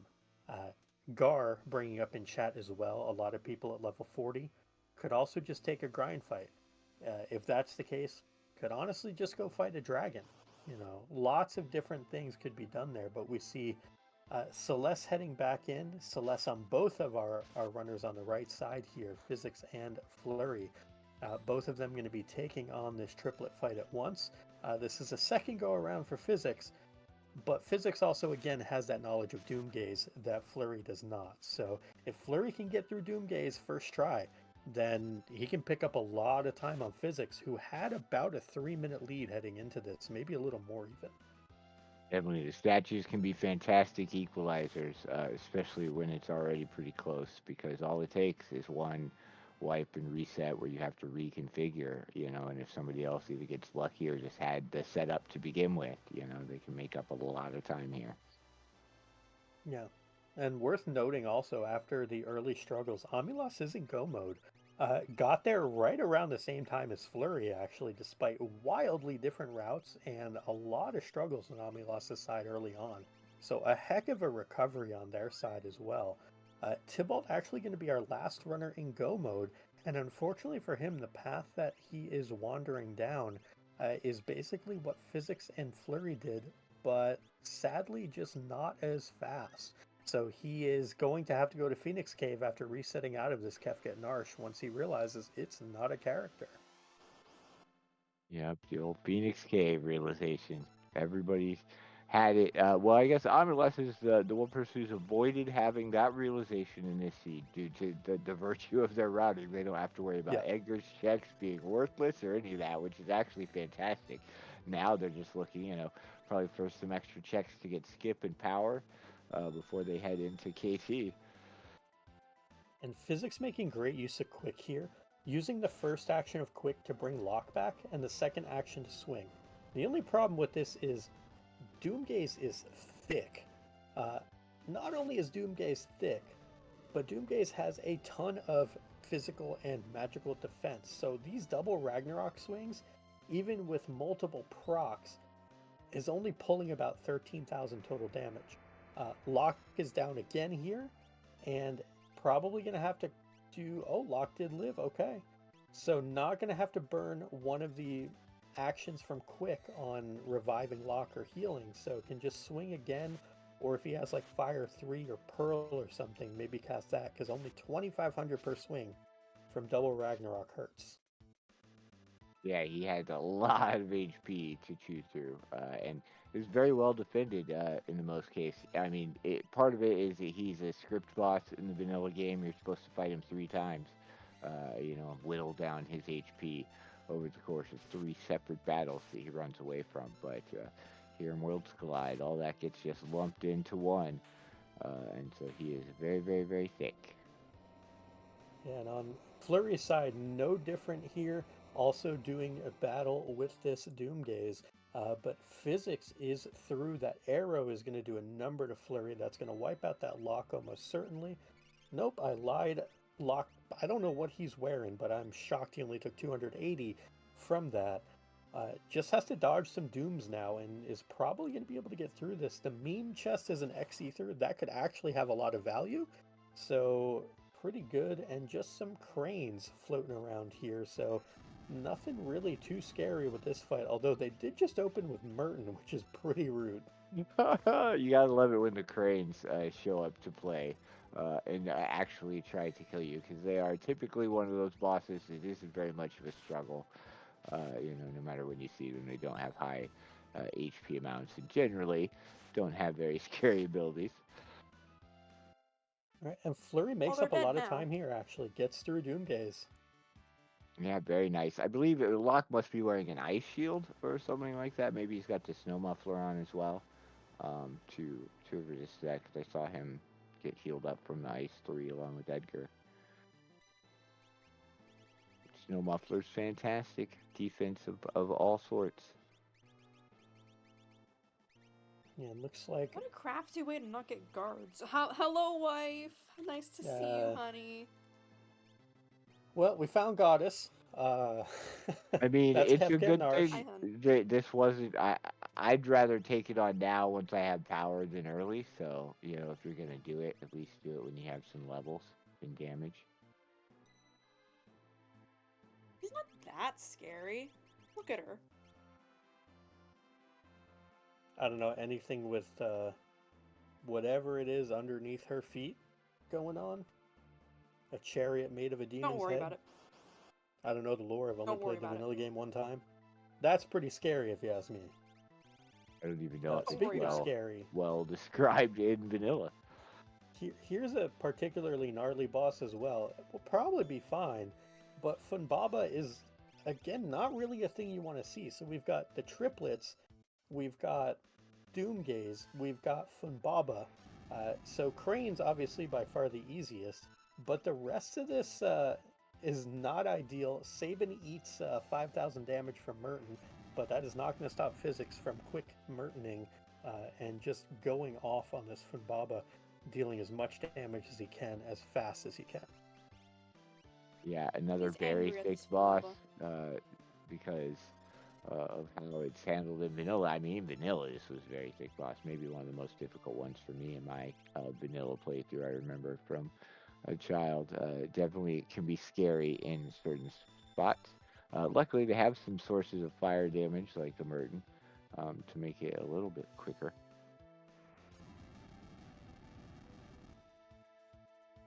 Yeah, I would be Mayonnaise interested has said also some in. very, very not good words. Fumbaba. Sorry, Possum, go on. Oh, I was gonna say I would be interested to see instead of using Elixir there on Shadow's side, just use Sword Tech 5, and go ahead and use the Empower ability. Save your resources for physics. Deal a little bit of damage at the same time. Also curious how much the Sword Tech 6 is going to do versus using the elixir there. So just some things to think about. And it's very hard to remember Empower as a thing, Sword Tech 5. But I love using it, especially with a decently statted magic person. But that being Definitely. said, physics is our first runner to be through all of these statues, the guardian spots, all of that. We'll see if physics remembers to set his espers or not. He is notorious for forgetting to do that. So I hope he's got the right things going on here. But the switches officially are we're going to call it 116 even. So go ahead and get your guesses in chat as to how long you think things are going to last, what the actual time is going to be, however you want to do it. Kind of pick your own fate. And Flurry going to be hot on Physics's heels. Shouldn't be any surprise. These are both incredible runners. Always cool to see it be this close, though. Definitely. You gotta love a close race I'm. always. Hmm. I think 123.35. That's fast. Yeah, that's a That'd very be 7 zoomy. minutes from right now. Ooh, I don't know that we got the power for that. The transition from phase 3 to 4 takes like 45 Gamble. seconds all by itself, I feel like. I think somewhere in the 125-30 range. I think that's pretty safe here. Yeah. Because I don't know that we have mute either, which could be a little I think rough I saw on mute. tier 2. I don't. It's either I didn't see mute, or I just saw Doom and just was just like Doom. Yeah, mute not having mute access can definitely make tier 2 take a lot longer. You're gonna have to sit through a lot of spell animations. Even if you're not worried about the damage they're gonna do, that magic is gonna continuously be bombarding your party with spells. Yeah, missing all these Magic is dooms for mean. physics, also not what he wants. Flurry into the fight about 35 seconds behind. So these two are going to be very close. Uh, it looks like we get big guard lore coming out from Flurry using that lock. I honestly love that to get it established right away. And that play is rewarded by him having the Doom land first try as well. So that's 2 or 3 extra casts that he's not going to have to be doing versus what Physics had to do. That said, Physics also is implementing the Merton strats early here, just absolutely going in. And he's got to be real close already to being done with this tier 1. Yeah, Merton's fantastic for Those tier quad 1. There's knives. Yeah. fire and wind weakness, I believe, on the parts, so it does lots and lots of damage. Yeah, that's tier 1 and Quad almost knives a dead scale. shadow. Whew. Close. Oh, he's fine. Now. Yeah, those counters are nothing to shrug at. It's nice. I like Flurry's tech of throwing up the big guard right away. Just get it on your party, get them a little bit of extra protection. The first phase likes to punch pretty hard, and you never want to lose somebody as you move up to phase 2, you know?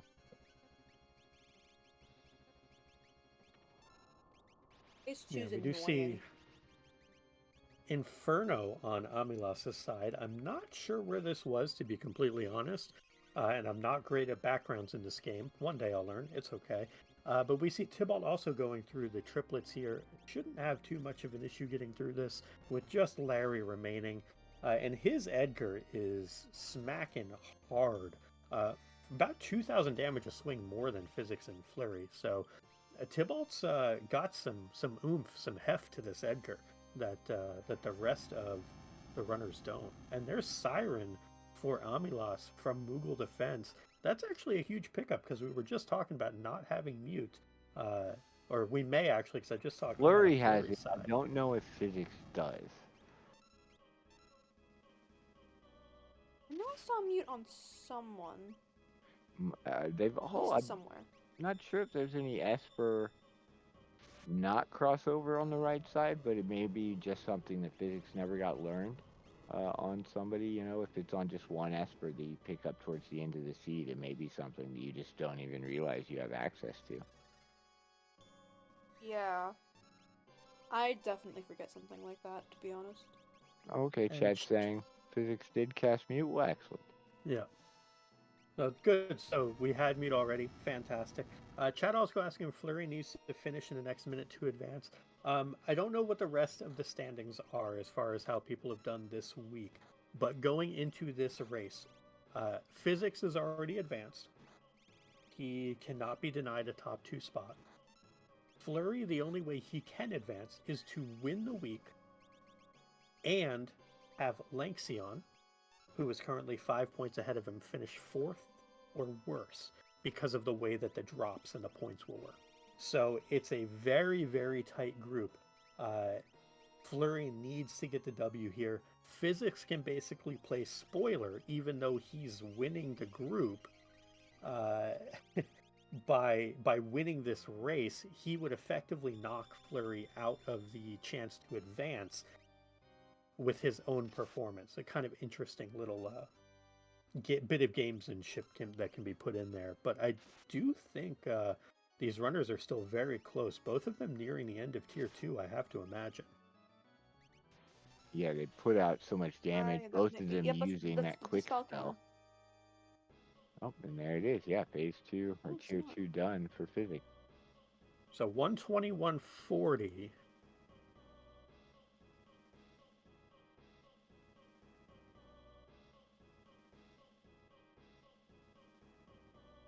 That would be the time for Physics to get through Tier 2. And I think that's the death counter. So yeah, Flurry has made up about 5 seconds so far through the first 2 tiers, which is not quite enough. So yeah, looks like right now Physics is in the driver's seat here.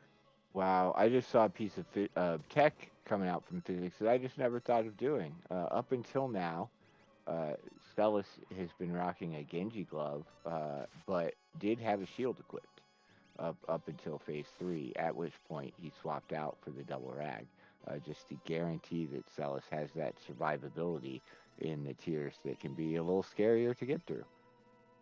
Yeah, the reason he did that was specifically for Merton, so that he could blast away with Merton on Tier 1 and 2, There you go. and then pivot in Tier 3 and 4 when Merton's going to do less than the physical attacks will. It also gives him a way to just quick into double attacks and push through Tier 3 very fast, proc the calmness without having to worry about anywhere near as much of an issue. And already through Tier 3, that was a blazing Tier 3 for Physics. Definitely, that was fantastic to see. Just keeping in mind that tech too, knowing that you can go in with the Ultimus or the Merton strats early and switch out, because even though you've got a Genji glove equipped, you can equip a shield in your offhand. Feels good, especially if weakness. Yeah, and there's Fenrir and Kiefka.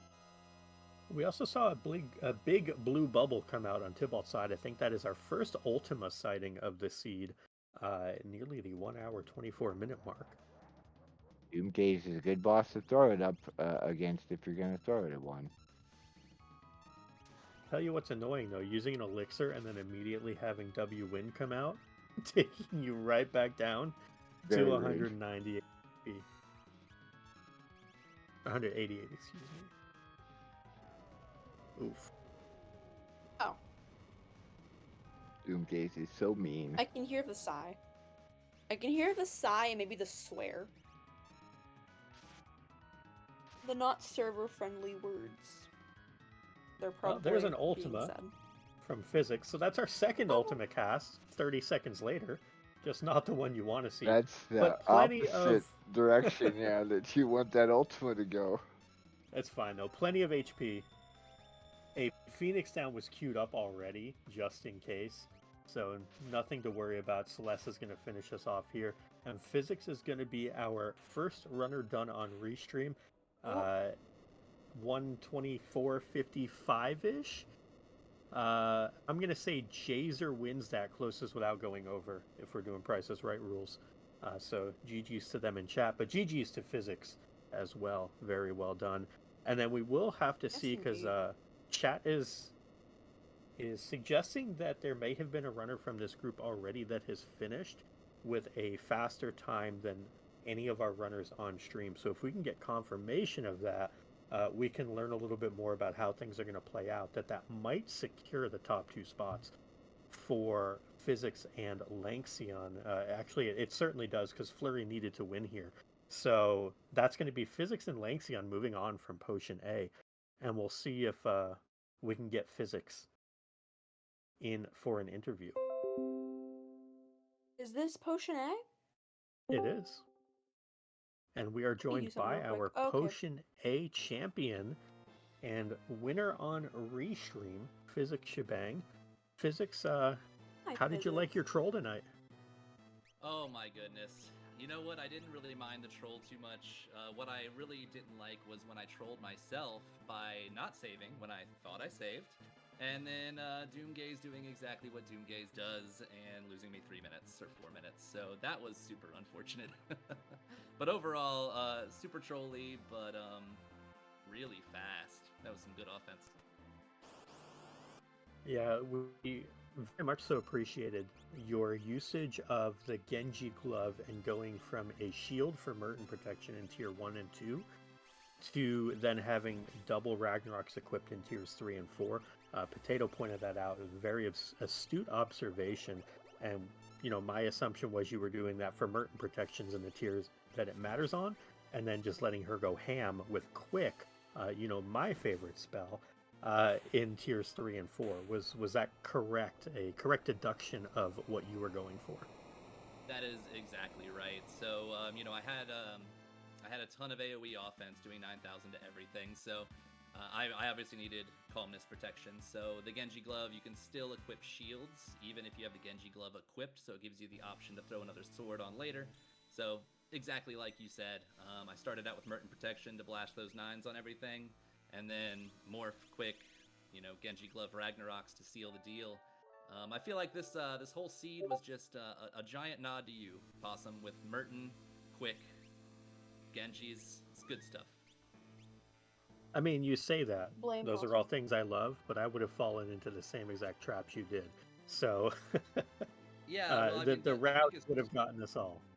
Exactly, yeah, the biggest troll was just that, you know, it was Magitech Factory, you know, and it's all the other checks seem to have more guaranteed checks, and I was just rolling in the Espers, so I'm like, you know, Floating Continent, there's gotta be characters here. No characters, you know, I'm gonna go do Opera House because it's got the Grindhouse, no character, you know, did everything I could, even checked Kefka and Arch, no character, and of course, it was Magitech. And then, you know, just to seal the deal, it really threw in the mandatory Phoenix Cave. That was so great. I really loved that. That was super awesome. At least I know how to route it. And just to hop in real quick, Flurry does come in second place on the Restream, 127.41. So you did get Flurry by a couple minutes.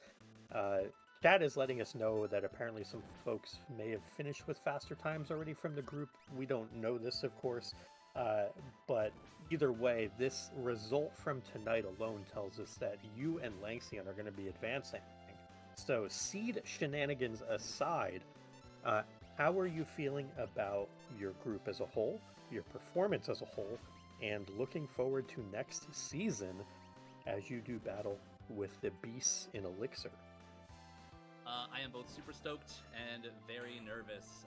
Going into Ultros League 6, my entire goal was just to grind out Ultros League so that I could advance to Elixir for Ultros League 7. So to be able to actually, you know, see that my practice actually allowed that to happen, and being able to push through and not only just advance, but be able to make it first place feels amazing. That said, You and I have talked several times that some of the absolute killers coming from Mega Elixir that are going to drop down to Elixir are frankly terrifying to go against. So, you know, it'll be very nerve-wracking going against those types, but steel sharpens steel. You know, when you're playing against some really good players, all you can do is rise up. So I'm very excited to be up there, and you know, hopefully you and I can do battle on the big stage in Elixir. I doubt you can hear it, but I'm cracking my knuckles. Good, me too. Potato, I kind of hogged the mic a little bit here. Any questions for physics on tonight's performance or anything moving forward as well?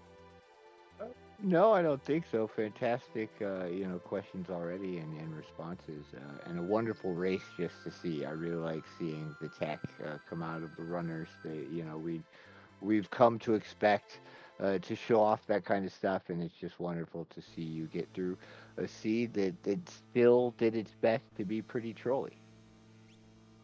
Boy, it really did. That was probably the weirdest routed seed that we've had this entire season. I believe everybody is done this week. Do you want me to mention what the times are in Potion A? Absolutely. All right, so we have a bit of a topsy-turvy this week. We have Chucks up in number 1 with a 121.42. Second up is my personal rival this season, Lanxian, with a 122.48. That does put me in third this week, with Flurry in fourth, and lastly is Zular at a 152.27. So we still have a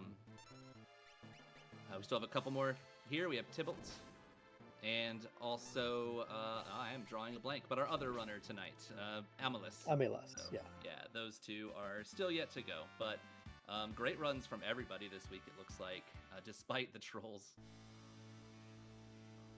Yeah, those are some great times, really, overall, knowing what the seed kind of gave to everybody and the required routing that everybody's going to have to do to get through it. Yeah, I mean, everybody seems to have found the same offense. You know, when you find Ragnarok's just chilling in in South Figaro, that's really your goal now. And then all the shields that the Steed was just throwing in our face, plus a Merton Esper, it was a ready-made offense. It was just a matter of, can you make the right choices? And it seems both of my competitors decided no thank you to one of my favorite checks for grinding, the Opera House. So yeah, it bit me this time, but that's okay. I'll still be doing it.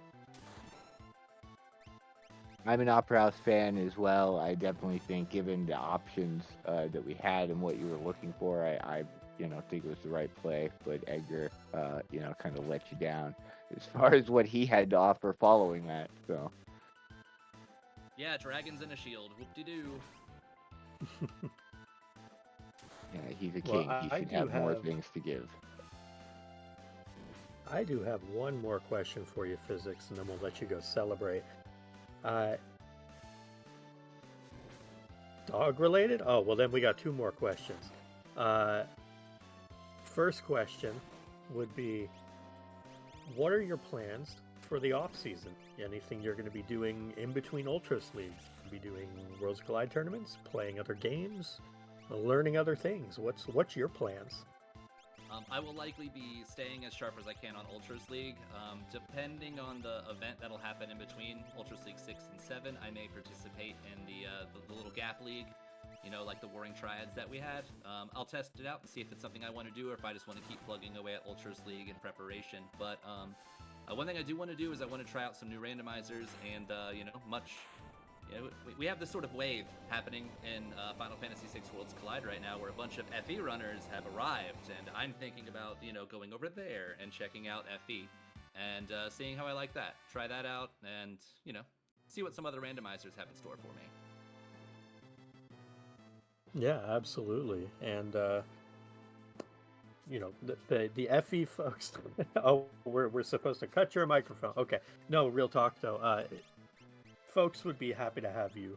You're a wonderful runner, a wonderful person. So regardless of the rando you're playing or what you're doing, you would be a welcome addition to any community. As far as dog questions are concerned, I mean, we got to let the the chief dog himself, Glue, ask any dog-related questions, make him come out of his restreamer hibernation, muting his god mic, he's got to pop out and have a question for you. I guess so. Glue, the top dog. Fine. There we go. Put him on the Okay, spot, okay, making him do okay. tech work. I had to figure it out. So I do have a question for you, Physics. Deep down inside of you, when did you know that you had that dog in you this run? The second that I saw Ragnarok's at South Figaro, that dog was barking loud. He was ready to go and rip some throats out. So, you know, I followed that dog, and here we are. Number 1 on Restream today. Beautiful. Thank you. You're welcome. And I did make sure to pet the dog in Thamasa. I hope you noticed.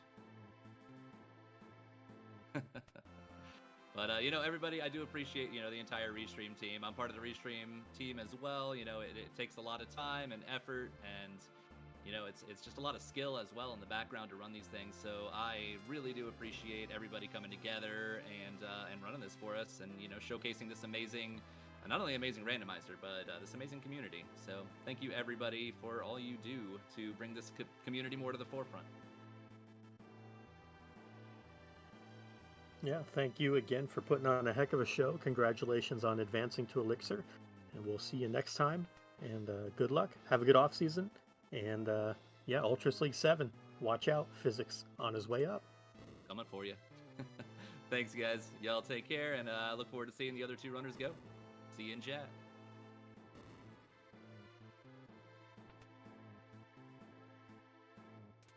All right, well, that was our winner on Restream this evening, and I believe mathematically our winner for Potion A in general,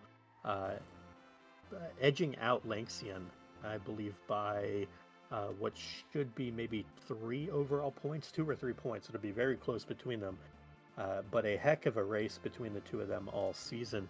We'll see if we can get Flurry in here as well for an interview, finishing 2nd on a Restream tonight, I believe 3rd in the group as a whole. See if we can get him in to have a nice little chat as well. While Tybalt is on his way up to tier 3 of the final Kefka fight, and Amilas on his way in, or her way in, excuse me.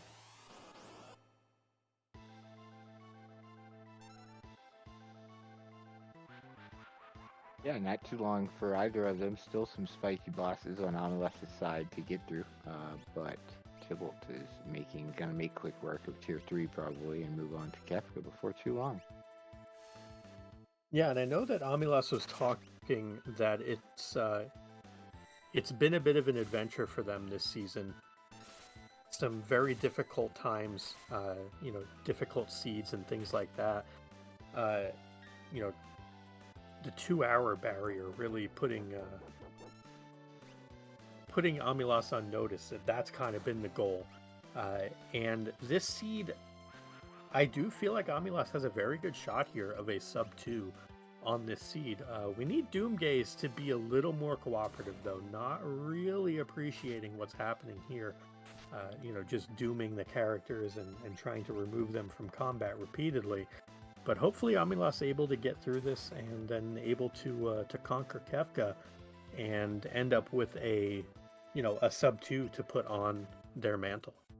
Definitely, every PB, you know, is what you're looking for, really. Even if you're not, you know, you're not able to top the group, so to speak. Getting those personal progression points is very important, and something, you know, everybody's going to have to do at some point through the course of racing Ultros League. You got to start somewhere, and for what a seed too for Amilas to be like nearing that sub 2 on, because this was not a super friendly seed for in a lot of ways, routing wise, boss location wise. We saw the struggles they had early on with Chatternook and you know, number 128, I think it was, very early, but persevered and doing very well. Yeah, absolutely. And as we do have Tybalt nearing the final Kefka tier 4 here, we are joined by Flurry 14.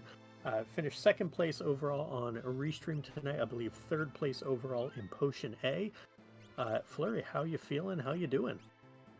A little disappointed. because the start was so good, and then I just routed myself out of it. Yeah, you and physics basically had the same path through the seed. One that I think we kind of talked about this, a lot of folks would have the very similar path through, that you don't really want to be touching Magitech 3 unless you have to. And y'all were put in the position where you then had to. And it just was very awkward to route because of that. There's so many other things you can do. Seed said no. Yeah, if Floating Continent had a character in the Anything? game, yeah, then I feel like this could have been a really good time. Yeah. So I mean, +2 at Ice 3 and Bolt 3 and Rags in the shop. I mean, don't need that much more. I was just worried what the fourth character was going to be. It ended up being a Rag wielder anyway. So yeah, I mean, I think it was pretty straightforward. There wasn't anything challenging as far as fights went. I was a little cautious at the beginning to make sure to get both Ice 3 and Bolt 3 before going up the mountain. But yeah, after that, I was like, oh, cool, Cure 3. Oh, cool, Merton. Oh, cool, more magic power +2. All right, I didn't even check to see what my magic power on the Celestial Shadow were, but I'm pretty sure they were around 100, so... Yeah, there was a lot you of magic power going around. You found a great early encounter in the Sea Flowers and Ouroboros fight that I want to say was giving you like nearly 3,000 XP. That was fantastic for you to kind of kickstart things. And just to hop in real quick, GG's to Tybalt as well, finishing 141.07 and throwing up the win some, lose most on the screen. Don't be disappointed, buddy. It's still a good time. Yeah, I mean, it's the just the way these seeds tend to go. You know, you're gonna find whatever it is that's gonna get you through the fights. It's funny. I usually tell people with Worlds Collide, the only thing that really matters is the first 20 minutes and the last 20 minutes. Everything else is really just your building itself, and this happened to be a race where the middle actually mattered, because if you did Magitech 3 early on, you were good. Yeah, Yeah, avoiding the definitely. Opera House and doing Magitech really is the key to quickly routing through this seed. But that's not something a lot of runners, I think, are going to do. Who is the character behind? Well, I mean, I guess if you take out Opera House and 3 Edgar checks, replace them with 3 Saban checks, you're probably still saving like 5 minutes right there. But Mog collapsing house. So Mog and it was collapsing house. like the first check you would do generally after Fantastic. So it's not gonna leave. Sorry, have to tell you, it's not gonna leave a good taste in your mouth. I mean, that's fine. It's just how it goes sometimes. No worries. As long as you're having fun playing the game, that's all that really matters. Absolutely. Exactly. So as far as this seed notwithstanding, Ultros League as a whole, off-season plans, just general thoughts where you at mindset-wise. What are you going to be doing? Hopefully going to be returning for Ultros League 7. I don't think we have enough time to talk about all the stuff I've had to be in or planned for. Derby wraps, FFR Derby wraps Saturday. ZZ6 got announced 2 days ago. The FFR Bingo League got announced last week. There's, Slayer just dropped for Strive, Street Fighter 6 Season 2. I finally get to take out all my SMZ3 Meridia Pain in Helldivers 2. Like, there's just too much stuff going on, so I have no idea what it's all gonna be. But yeah, I think the nice thing about Ultros League is that it's very non-demanding. You can just pop in, run the race. All right, cool. This is how I did. All right, go on with your day, and that's very handy considering all the other stuff that's going on. So yeah, if I have time to do it, definitely looking forward next season. Definitely glad to hear that. And correct me if I'm wrong. I know you were talking about the Derby in FF1R. You are advancing out of the Duckling Derby, correct? Yeah, I got lucky in the week 4, pulled out of first place to make the finals. So yeah, finals are on Saturday. So nice. So not only is he amazing at Worlds Collide, folks, he's amazing at Free Enterprise. He's amazing at a host of fighting games, and also kicking butt over at FF1R. Like we said when we opened the broadcast, lots of talent on this broadcast, not just from this rando, but many others. So kudos again on a season well run, Flurry, and hopefully we'll get to see you for Ultros League 7 if you can find the time with your busy gaming schedule. Yeah, appreciate you guys taking the time to do the restream. Volunteer work is always appreciated. We know as much as most how demanding that can be behind the scenes. So it's always appreciated the work that goes into it. And yeah, you all have a good night.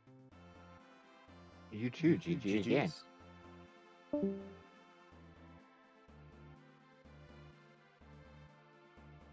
All right, and that was Flurry, our second place finisher on Restream, third place finisher in Potion A overall.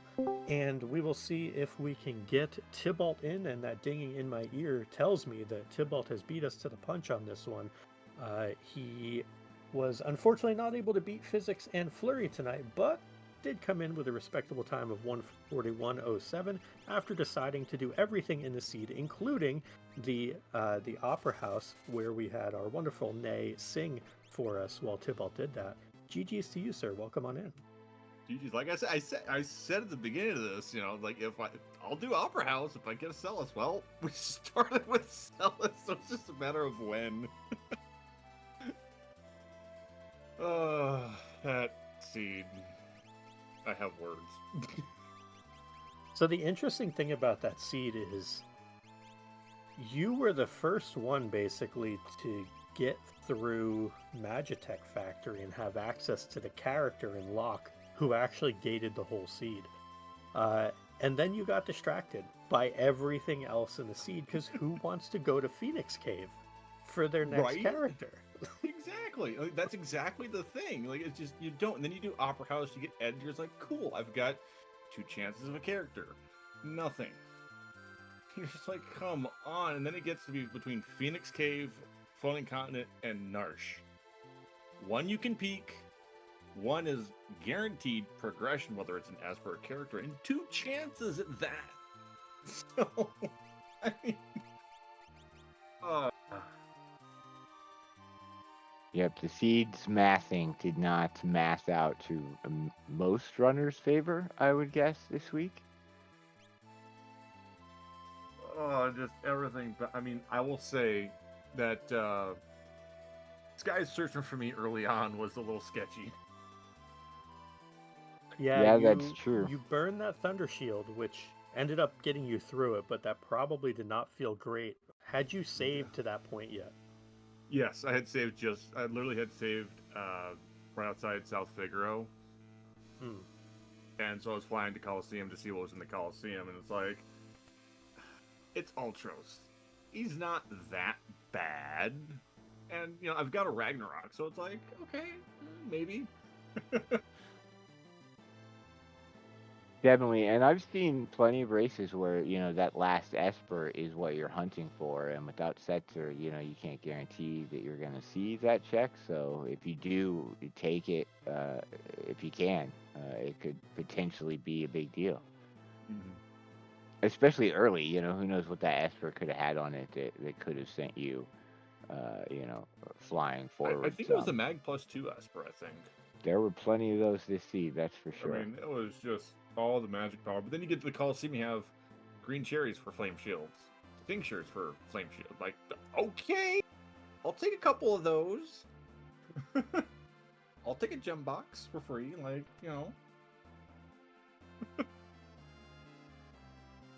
Yeah, there were definitely some things that were available, and you did a relatively good job of getting those things. It's just the path that you took ended up not being optimal through the seed, and well, that happens. yeah, I'm sitting there going, where is my final character? And then it's just like, finish floating continent. I'm like, are you kidding me? It's Phoenix Cave. Ugh. And you Well, Yeah, just to the feel be Grumble. fair, bad. you did have to peak Kefka Narsh first, Yeah, and then you got to Grumble. yeah. But it was one of those, like, it's just, oh, come on. Why? I hate Phoenix Cave.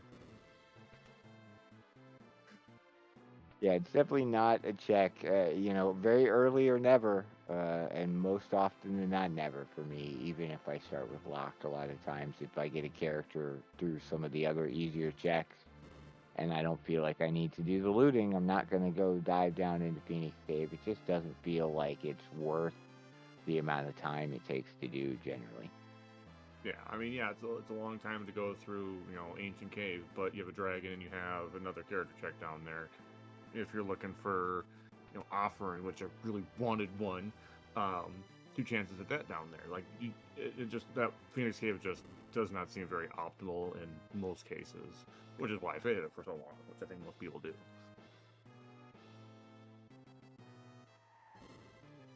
Definitely agreed. Once I got through Magitech, where Umaro was king early on, I felt like I was blitzing to the seed actually pretty good. Yeah, Yeah. I mean, it could have gone. If the lock Phoenix Cave hadn't been the character gating, you were on track for a pretty zoomy seed. But seeds got jokes sometimes. Mm-hmm. That they do. The Umaru surviving the Chatternook fight was both fantastic and harrowing at the same time. I'm sure that you spent about 3 minutes of your life biting your nails, wondering is he or isn't he. Yeah, I'm like, come on, Umaro, just come on, please. I didn't save after doing the friend check. Just get through this, please.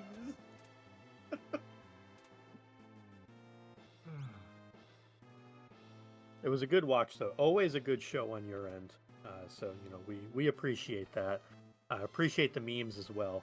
Just overall great to watch, and honestly wonderful to see your improvement.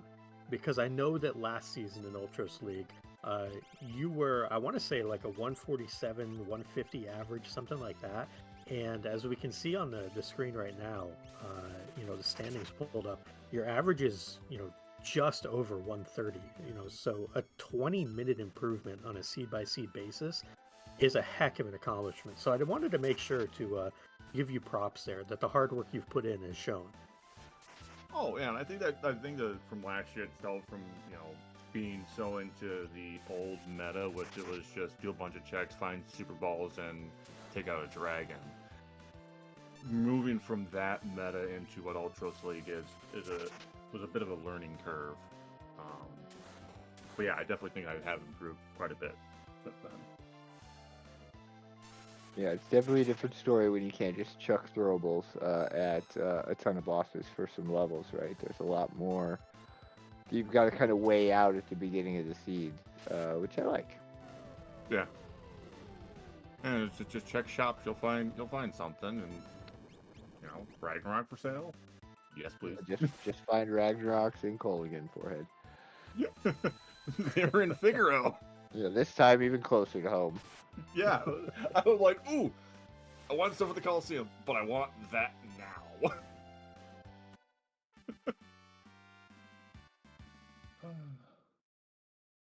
Any other questions for me? I got one. Same question I've asked everybody. Now that Ultras League is over for the season, this being your 8th and final race, what are your plans afterwards? What are you going to be looking to be doing? Going to be picking up any new randomizers? Going to be playing any new games? Going to be focusing on Ultros League still? Going to be playing more Worlds Collide? What's on the radar for Tybalt in the off season? In the off season, I mean, I may play some Ultros League seeds here and there, but I think the biggest thing is in July. I signed up for the sister randomizer. Go Final Fantasy IV Free Enterprise. You got that tournament starting up here in July, so that's what I'm going to be majorly doing. Getting ready for that. Or Highway to the Zima Zone. Absolutely. I know there's a lot of folks that we both know, yourself included, who are going to be playing in that. Yeah. But the aspect of between the games, there's some similarities, but there's some big differences between the two that make it kind of interesting. Oh yeah, I mean all the everything under the hood, the ATB system, all of that is wildly different. Obviously, gameplay, menuing, things like that can be fairly similar, but every mechanic is basically like the polar opposite. Mm-hmm. So Yeah, I feel like a lot of transferable skills, not necessarily a transferable knowledge. yeah, there we go. That's a great because menuing you pick up on both games. That's fine. Armor, stuff like that. It's just the gameplay can be completely different. But, thanks everybody for restreaming this and commentating. I know it's going to be a great run to watch back, especially with you two on comms. Thanks for Glue putting this together, and Griffin for tracking this as well as Nene. Thank you for racing. Not a problem. Thank you, It's always a Tibble. GG's. Have a good evening, and go get some dinner. Yeah, I gotta go cook it. Have a good night, everybody. Good night.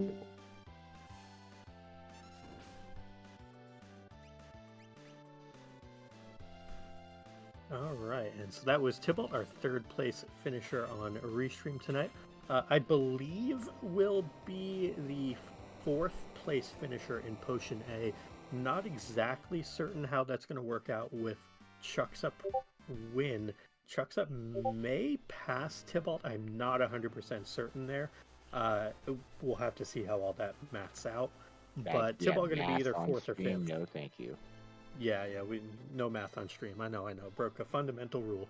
But we do see Amulas has gotten through a couple of these statue bosses, and I believe is going to be ascending into the final Kefka fight now. So has a couple tents left. Had to do some leave and rearranging of parties, which is definitely something you can run into. But has finally gotten through all the statue bosses. Is about to fight the longest fight of the game, the final tiers. Yeah, and should have a fairly decent amount of power. Same as a lot of the other runners in this. Certainly will have some Ragnaroks to wield. Likely has some good spells. I think I saw 5,000 and 6,000 damage coming out. So hopefully has some real good stuff going on, and can get through this final Kefka and put up a good time.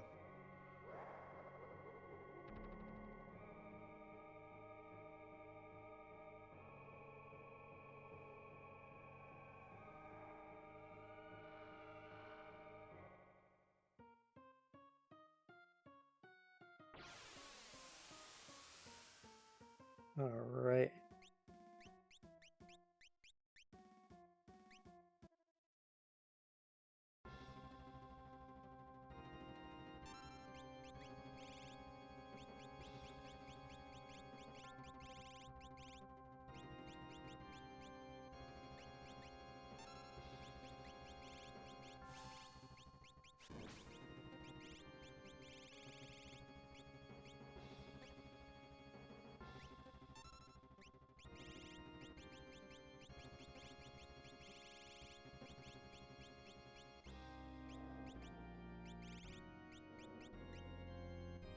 Alrighty, and so it looks like we have Amulas doing about 9,300 damage with a Fire 2 there, so definitely has some plus magic happening here.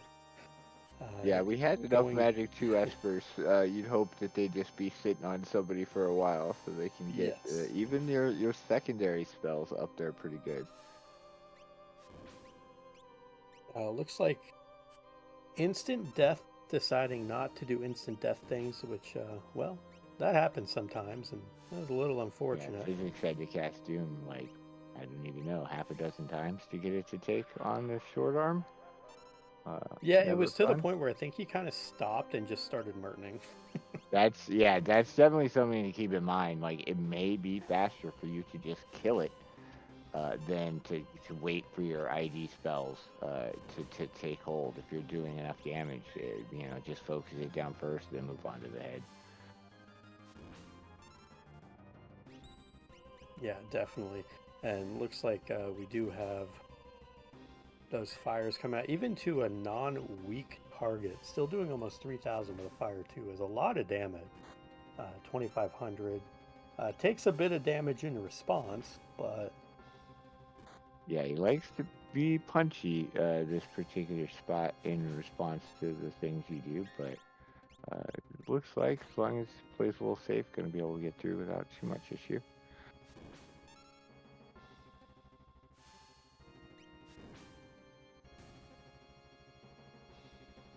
And there is tier 1 down for Amulas. And is going to be moving into tier 2 here. So fantastically done on tier 1, keeps everybody alive. And speaking of keeping everybody alive, we still have 2 contestants alive in the Moogle Cup. So if you like what you're seeing here, go ahead and hang out with us for the Moogle Cup race, which will be coming up later this week. That Moogle Cup race is scheduled for Saturday, the 1st of June, which is in 2 days, and that is going to be 8:30 Eastern Time.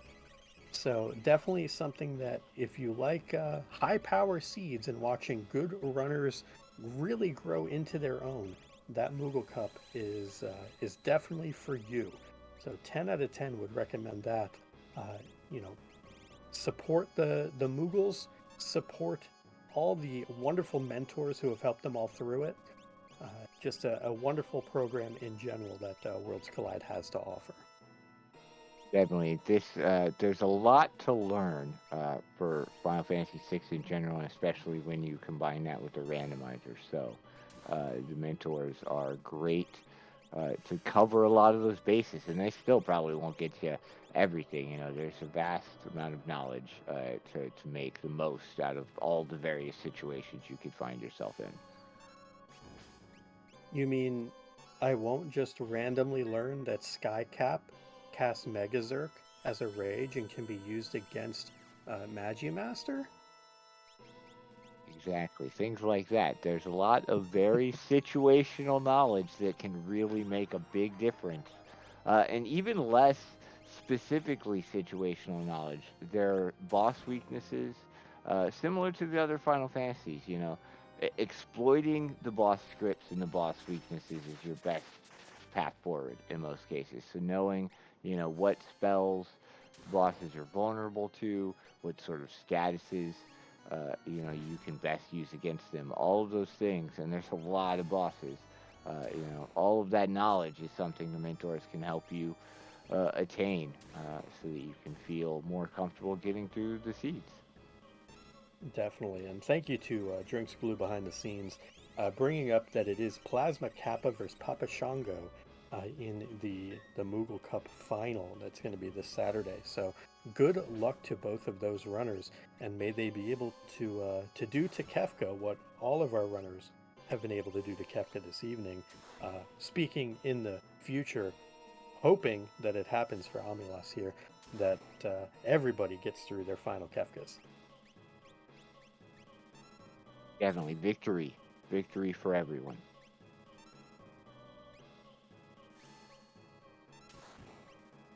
Looks like making decent work at tier 2. I believe had mute. Well, definitely, because we know Amelas picked up the Siren Esper, which is going to try to mute the whole thing. So it definitely gets that magic muted and makes this not nearly the chore it could otherwise be. I think not having mute is the biggest time loss for tier 2 a lot of times, even if you're not worried about dying to magic's abilities, just the spell cast times, you have to watch all the animations, just eats up so much. Yeah, 100% agree that magic is really the one to look out for in tier 2. You can get some gnarly things from other pieces of it, but magic has the most health and just in general costs the most time. And after all, we're speedrunning. Exactly. I'm not. It's not the most threatening one, I feel like, but it is definitely the one that is going to take the most of your time, and can take even more than than that normal amount. And looks like we have the counters coming out from Magic. That is going to be it for Tier 2. Going to be moving on to Tier 3 and going to have to employ some of that calmness protection that we know that our runners have. And for Amulas, they're going to be, putting on quite a good show here. And Drinks Glue letting us know this is going to be close to a season best for Amulas. And speaking of season's best, if you like some of the best things that Worlds Collide has to offer, we have a lot of events coming up. Many things in June coming up actually that you might want to be a part of, either as a potential commentator, a runner, a supporter, whatever you might want to do. On June the 14th at 7 Eastern, there's going to be an RPG Limit Break showcase, and that's going to be on RPG Limit Break the channel. Just got done with the RPG Limit Break marathon, where there was also a wonderful Worlds Collide race there. If you haven't seen that one, 10 out of 10 would recommend catching that VOD. It was phenomenal. Also, there's the Summer Marathon happening that Worlds Collide is going to be a part of, and that's the FF1R Summer Marathon. That's going to be on the Final Fantasy Randomizer channel. And then also, that's Sunday, the June 16th, excuse me. And then the SNES Superstars Marathon on June the 20th. Going to also have Final Fantasy VI Worlds Collide being showcased. So lots of events happening in June for Worlds Collide. If you want to see your favorite randomizer, your favorite game put up on the big show, if that is Final Fantasy VI for you, make sure to catch those events. You can always hop into the Discord, look in the events tab right at the very top, and you'll see all the things that are upcoming. You can, pay attention to all those, see what you want to see, and learn what you want to learn. What we're learning from Amulas right now is that Meteo is not an accurate spell from sleep, and it missed 2 of the 4 people, and we have enough HP on everyone else that it really doesn't matter anyway. Yeah, Meteo not quite as scary in this as in some other games, but definitely not something you want to eat repeatedly. And he likes to do it a lot. He'll start doing it as an action as well as a counter, but only had to deal with 2, and like you said, have more than enough HP to deal with it. Loses lock. It looks like moving on to the final tier, but that shouldn't be too terrible for them. Yeah, losing Locke, but keeping Shadow, Sabin, and Celeste should still have the resources to get through this. I believe we still have our Cure 3 caster, and that's honestly the biggest thing here. Even if Kefka were to pop off and, do a Fallen one and do an Ultima later, we can still heal up. Take it slow, make sure you get through, wait for the Goner phases to happen, where, Kefka's charging up and won't counter anything. Lots of strategic ways to play this fight for Amulas, and I like the immediate Cure 3 here to top everyone off. If we have an Atma user, if not, Fallen one may come in and might not actually make that much of a difference, but safe right now at least, HP wise, except for Mog, who just doesn't have the levels or the HP. Yeah, Mog's going to be support. I do believe Amulas is rocking an Atma user. I'm not sure who it is. Maybe it was the Lock and they're not around anymore, but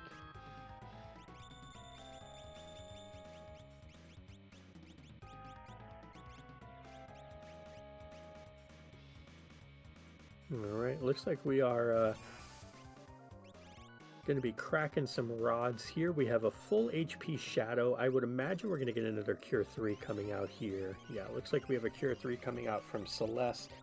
These Cure 3s are bumping, by the way. These are like 4 to 5k on these Cure 3s.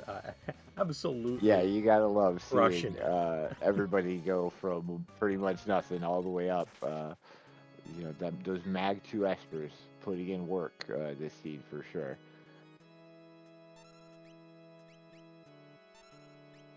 And One here day I comes want to see the a Goner dog charge. kill. Interceptor needs to kill Kefka on stream one day.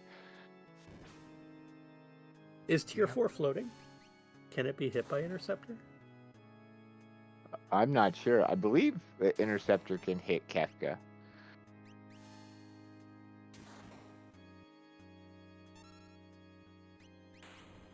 Just pushing out damage. Those Yeah. nines. Gotta love that. Hey, GG. Awesome. Very well done. GG's to Amilas. GG's to all of our runners.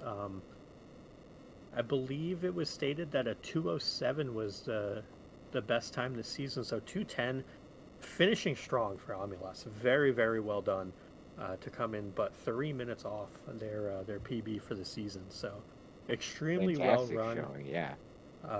Honestly, was right there, kind of neck and neck with Tybalt, actually, vying for that third spot. The statues got the better of Amilas a little bit, but overall, not bad at all. Definitely, there's a lot a lot of excellent routing choices, really, considering they were the first person on track for the character 6. Mm-hmm. Statues are the great equalizer on many, many seeds. They can definitely, just force you to put on the brakes and have to rethink or refigure what you're doing, and it can definitely eat a lot of time. But yeah, really, right there neck and neck for most of the seed with everybody, for a good race overall. Yeah, very well run. Very well run by all of the runners tonight. So GG's again to Physics, Flurry, Tybalt, and Amilas. All four of them putting on a wonderful show for us. Physics coming out, I believe it is, chat calculated us 2 points ahead uh, to take first place in the group. Flurry going to be finishing third in the group. Tybalt will be either fourth or fifth. That one we don't have confirmed yet. Uh, but everyone put on a heck of a show here. And I believe with this potion A coming to an end, I think Lanxion is going to be moving on with Physics. So those two are going to be advancing to Elixir and going to be doing battle with some very nice but very scary opponents.